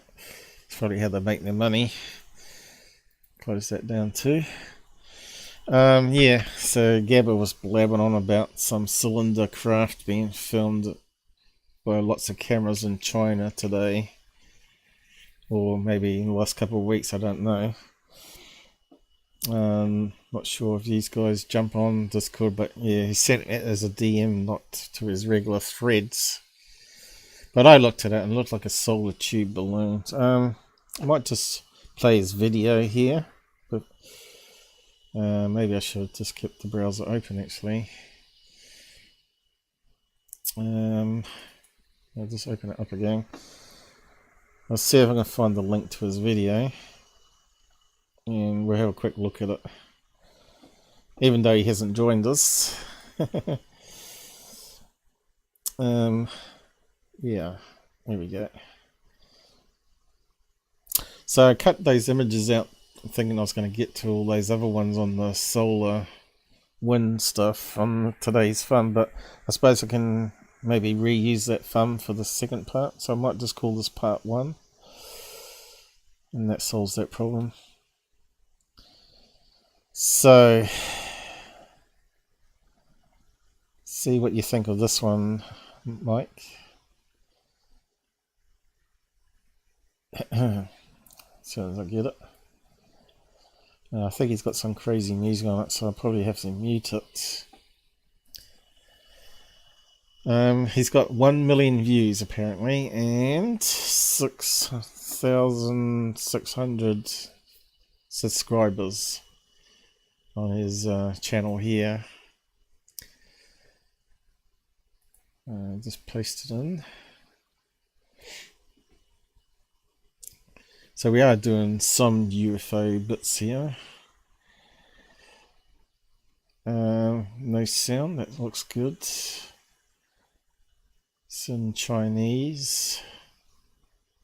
He's only got 38 likes on it though.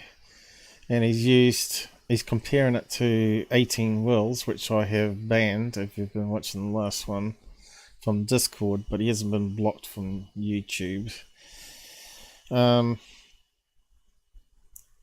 You probably read what he's been saying on Gabber's thread, as well as some DMs and stuff I've posted, which to me was very insultive and totally twisting what I said about their videos, you know, about the orbs. I thought I was very fair.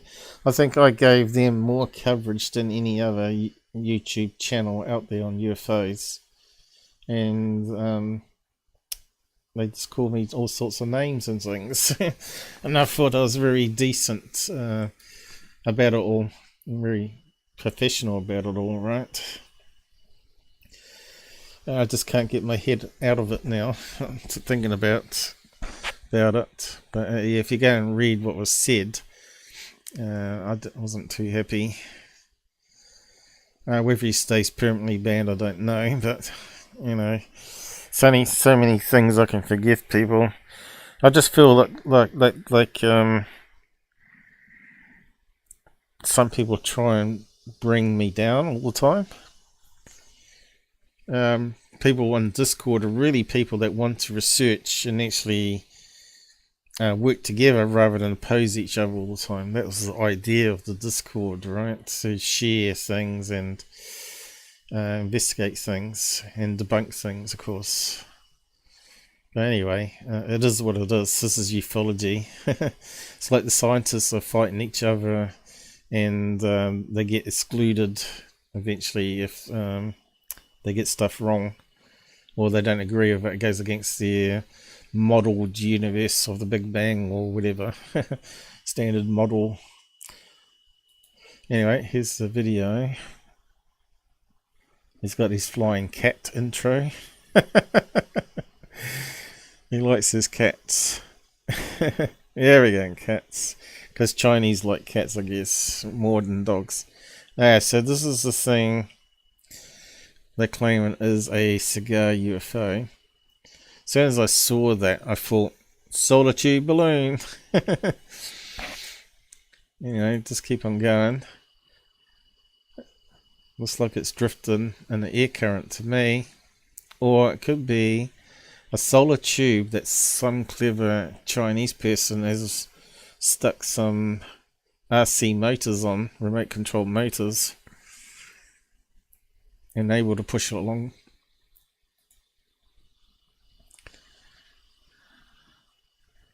Now, does it look perfectly straight to you?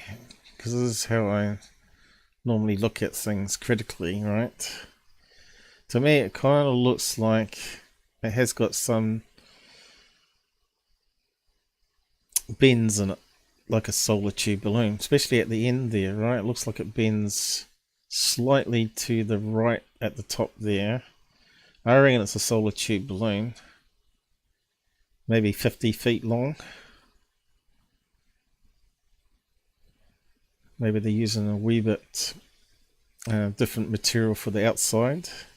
Probably heated up with a hairdryer to start with to get it going. It does sort of look it thins off there in the middle there, doesn't it? To me it looks like a solar tube balloon.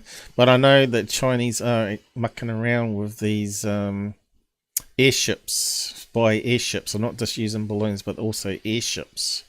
We've covered in past live streams, so we can't rule out it being some sort of balloon surveillance airship, right?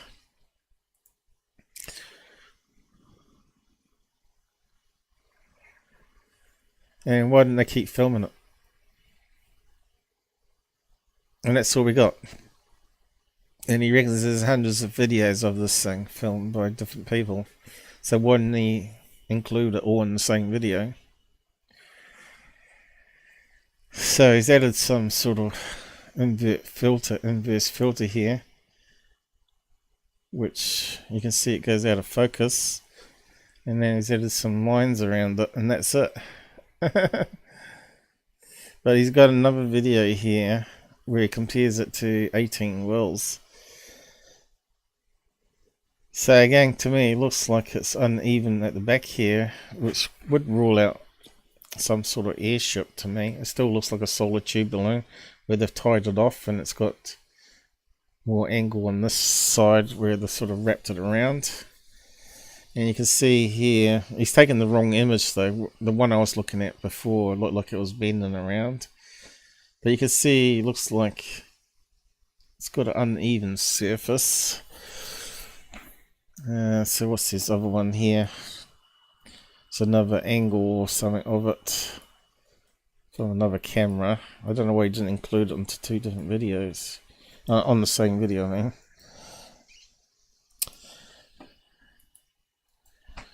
Let's just play this one.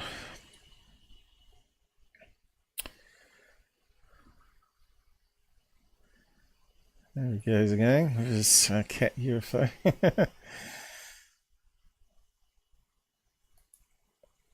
Okay.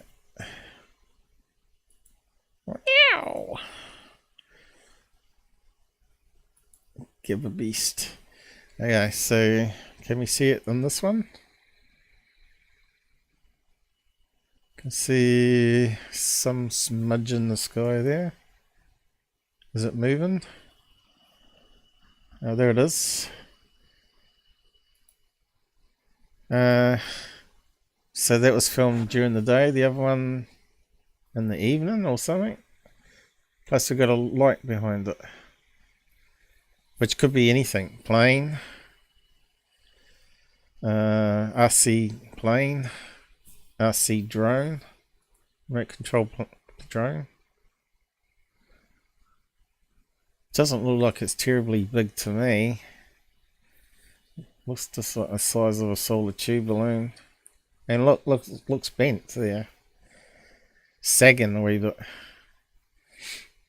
But yeah, again he's saying I'm wrong.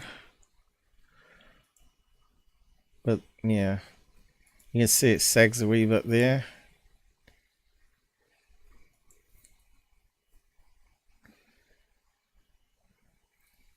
And again, we don't see much. Could it be faked even? We have to see other angles instead of this side of the building. I don't know.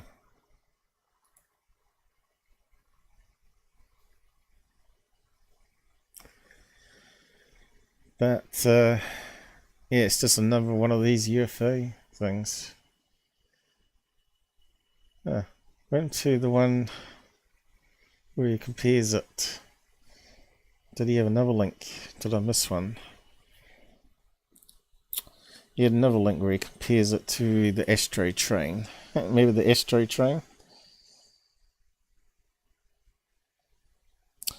Let's see if I can find. Was there another one? But I did do a quick search for comparison. And I found Metabunk had done something on solar tube balloons. So Gabber is saying, what are you talking about? I don't claim anything. I tell everybody in the comments could be military shit. Drones. What did I say before that? I said... So disprove it's not a solar tube balloon first before claiming aliens. Like yes, solar balloons or airship. So he's saying he's not claiming anything on his channel here. But I don't know what he's saying. He talks on it in Chinese. Yeah, where's the one with the... Maybe it automatically played. I thought he was comparing it somewhere to the Astro train. And I found this thing on Nick West. Solar tube shaped UFO over Khorasan. Sounds very similar. Ukraine. CGI by Cubester Brothers. So that's Donuts. Is it CGI though? Or have they simply just spliced a solid balloon onto a video here?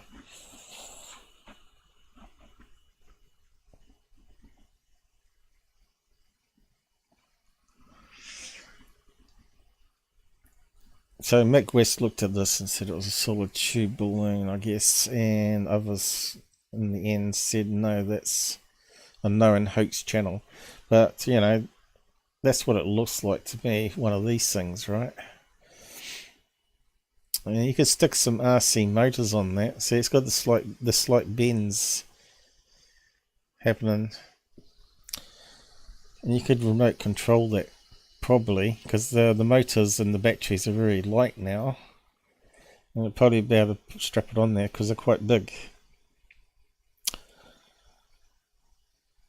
But it shows it can be done by CGI, so could it be like some clever CGI thing from various Chinese people? Trying to con people? Don't know. CGI is very tricky. UFO interest. It's not a solar balloon, it's just CGI. So that's where he got that information from.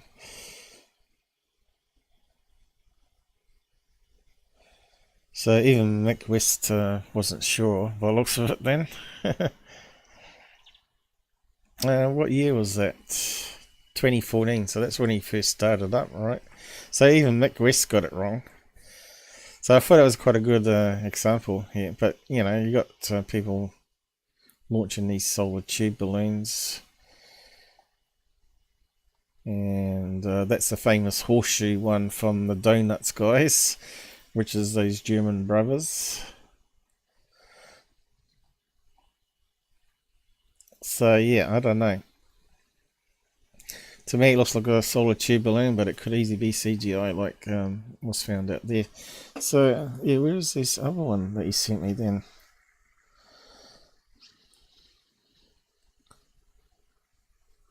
Let me just have a look.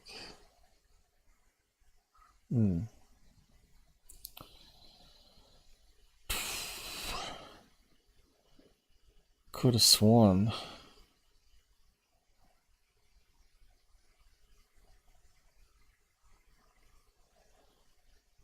He said here, Astro train spotted in China. And that's the link that I got. But when I did play it, it did have the Astro train added to it. So let me just go back to it.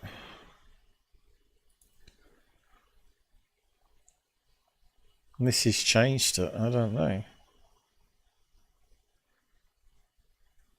Well, maybe I didn't finish the video. Yeah, it is quite long, isn't it?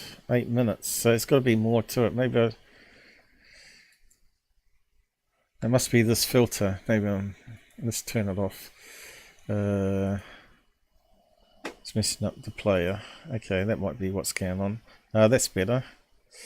So yeah, he does do more after.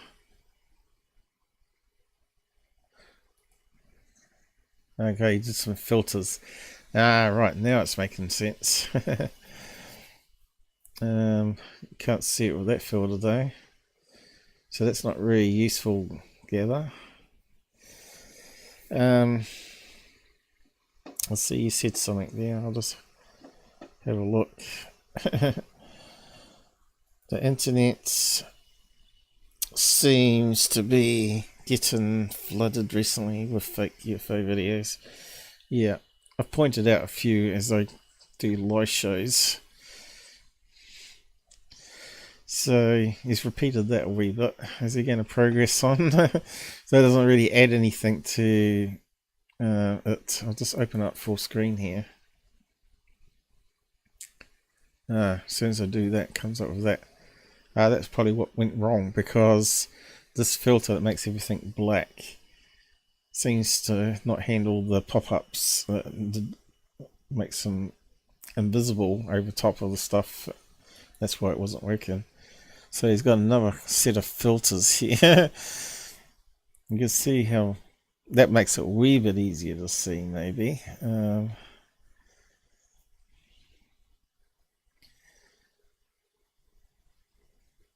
But it's not going to solve what it is. So is it CGI? Oh, something just popped up then. I probably clicked it. Oh no, it's still going. Good. It kind of looks bendy. Look, it's got the bend in it. Bend, and then it goes back up. It's a solar tube balloon. It has to be. Alright. Let's just keep on going. Would you do CGI that bad? You know, you can see it's definitely a pixel lower.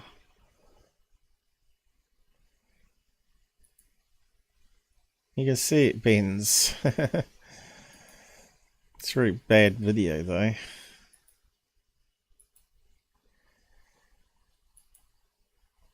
I better tell him that we looked at it. but he didn't span the side chat. So he's looking at that bright light there, and that's, you're not going to get anything by mucking around with the filters on that. It's too pixelated.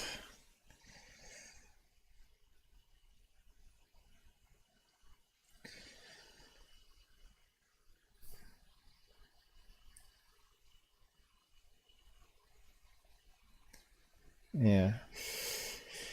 Gabber doesn't understand how to use the filters properly and know when they're not any benefit, and that's one of them. And he does it on his orb videos too. And I said before 18 Wills joined in trolling me in his thread, I said to him that those outline filters don't add anything to it, so it's pointless doing it.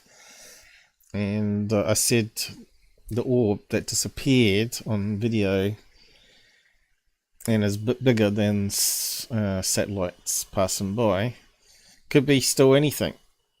And I said it could be a weather balloon that's reflecting the sun, and it suddenly shows up because it's on the right angle to the sun, or the right superior mirage or something like that, where it's sort of is not actually in the sky where he's filming, but it's actually being projected up there, right? Although I didn't say that, but that's what I'm thinking now. There's another possibility. That's why it suddenly appeared in the sky. It doesn't have to be a UFO. It could be something natural. And I said also the min lights, and then I got a lot of abuse. He's saying to 18 Wells, if you've read the thread, he's calling my orb this and this and this. I didn't. I said, I don't know. And I said it could be this, could be this, as suggestions. I didn't say it was solved by any means.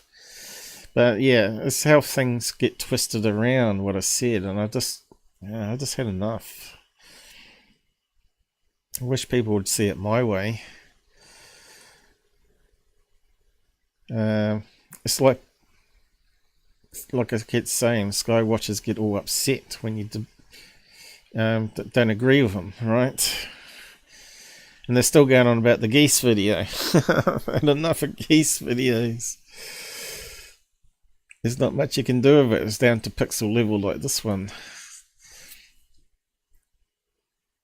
And let's see, I think he's talking on it. Oh no, he's got crazy music on it at the moment. Why would you put crazy music like that on there? Oh, that's just stupid. That's not good, putting crazy music on it. Is this one of the Astro Train? I think it might be on the other one. It's because that filter was messing it up. Remember that one? Hey, the video was clearly birds of some sort fly. Yeah, but if you say that, you'll be enemies of 18 Wills too. Are you going? Yeah, I'm going to wrap up now in a minute anyway. Just want to go back to this one just to show that he's got Astro Train on it. And just wrap it up on that. It's a big leap to go to Astro Train, which was, way he drew it was really T-shaped craft that was very high, and it wasn't a skinny tube like that. And the video that he recorded looked like, to me, I said at the time, looked like reflection of the airship, because it was like a torpedo shape. It wasn't like skinny narrow like this solar balloon, right? But if you go through this one here, there is more now. I think it was a pop-up that threw me off. So he's claiming on the side here too.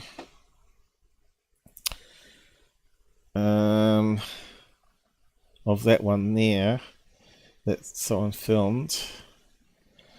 So they're putting lights in solar tube balloons now. is what he said, because it's lit up daytime and nighttime. Well, they could do, couldn't they? Who's to say that they haven't got LEDs on it? You know? They might have RC motor on it, like I just said as well. Like I said, it could be anything, really. But alien craft would be way at the bottom of the list from this one. And then he said here, he said it was the length of 2 times jumbo jets. Well, how can you tell the size here? Now, we saw it going past buildings and it didn't look that big, did it? It's really hard to estimate distances and size from a video, even with your eyes.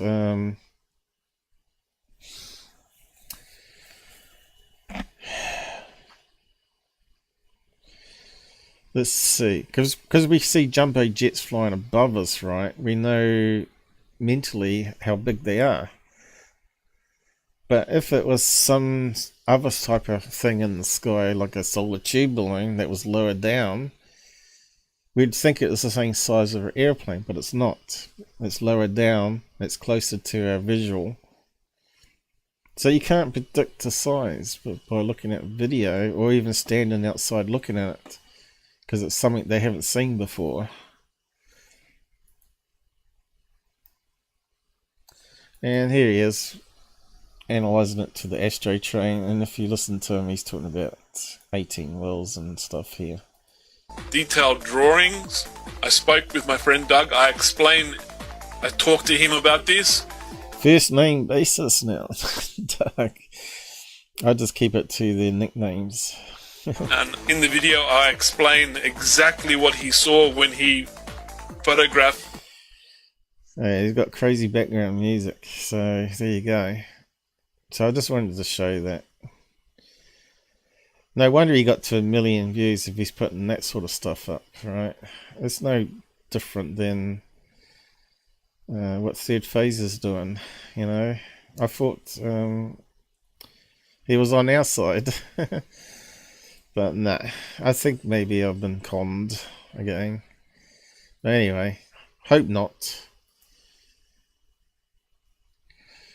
I just don't understand it all between the Sky Watchers and the UFO channels and UFO watchers. I'm just looking for the truth, and to me, I don't see alien craft, something drifting slowly across the sky. If it suddenly stopped and then went vertically and come down to land, then we got no choice to say, well, that's really unusual.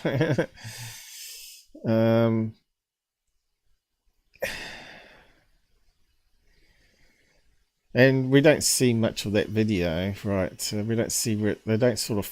If you saw that in the sky, wouldn't you try and jump in a car and follow it? You know what I mean? Or get on a bicycle or something. Not that we got bicycle at my house. We used to. But we had old crappy bicycles.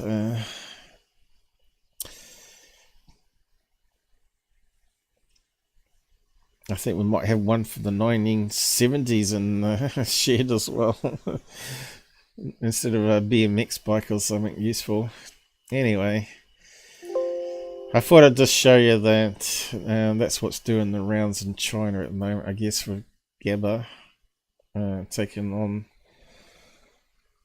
doing his analysis. But he probably won't tell them what I said. My friend Paul said it was a solar tube balloon. You can see how it bends here. And you can see it's drifting, looks like it's going with the air currents. No, that won't happen, I don't think. But anyway, I'm gonna go. And good night all.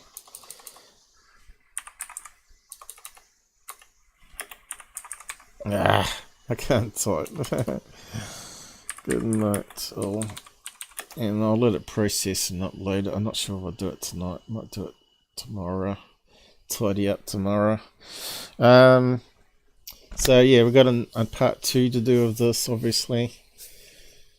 Maybe sometime in the middle of the week, maybe. Since no one comes to watch anyway, apart from a couple of you. It doesn't matter what time I do it. I've tried late in the weekend, and I've tried standard time in the weekends, for Fridays, or Saturdays, or whatever. I'm not too sure when it's the best time to suit everybody, but obviously it doesn't work. But we got Robert Farmer coming on, hopefully next weekend, midnight Sunday in UK. So we'll see how that goes. He's going to be covering updates on Roswell and nuclear sites affected by UFOs, because people are claiming that's a fabrication, and I think he's got some evidence that proves otherwise. But anyway, good night all. See you again soon. Of course, I got the doctors also Friday, so yeah, it's going to be a busy week coming up probably. And I'm still fixing my camera. It looks like it's almost got rid of the water droplet in it. So I have to repair that one, seal it up, and put it back outside again. So I want to do a Skywatch very soon. And I need to dash to the toilet. Here we go. End done.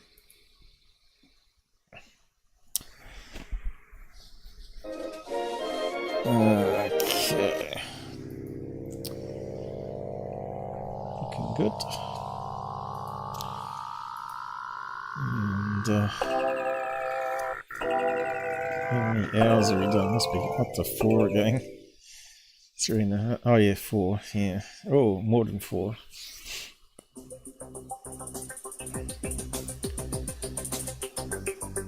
I'll just quickly end it there, I think, because I got a dash. Is it working?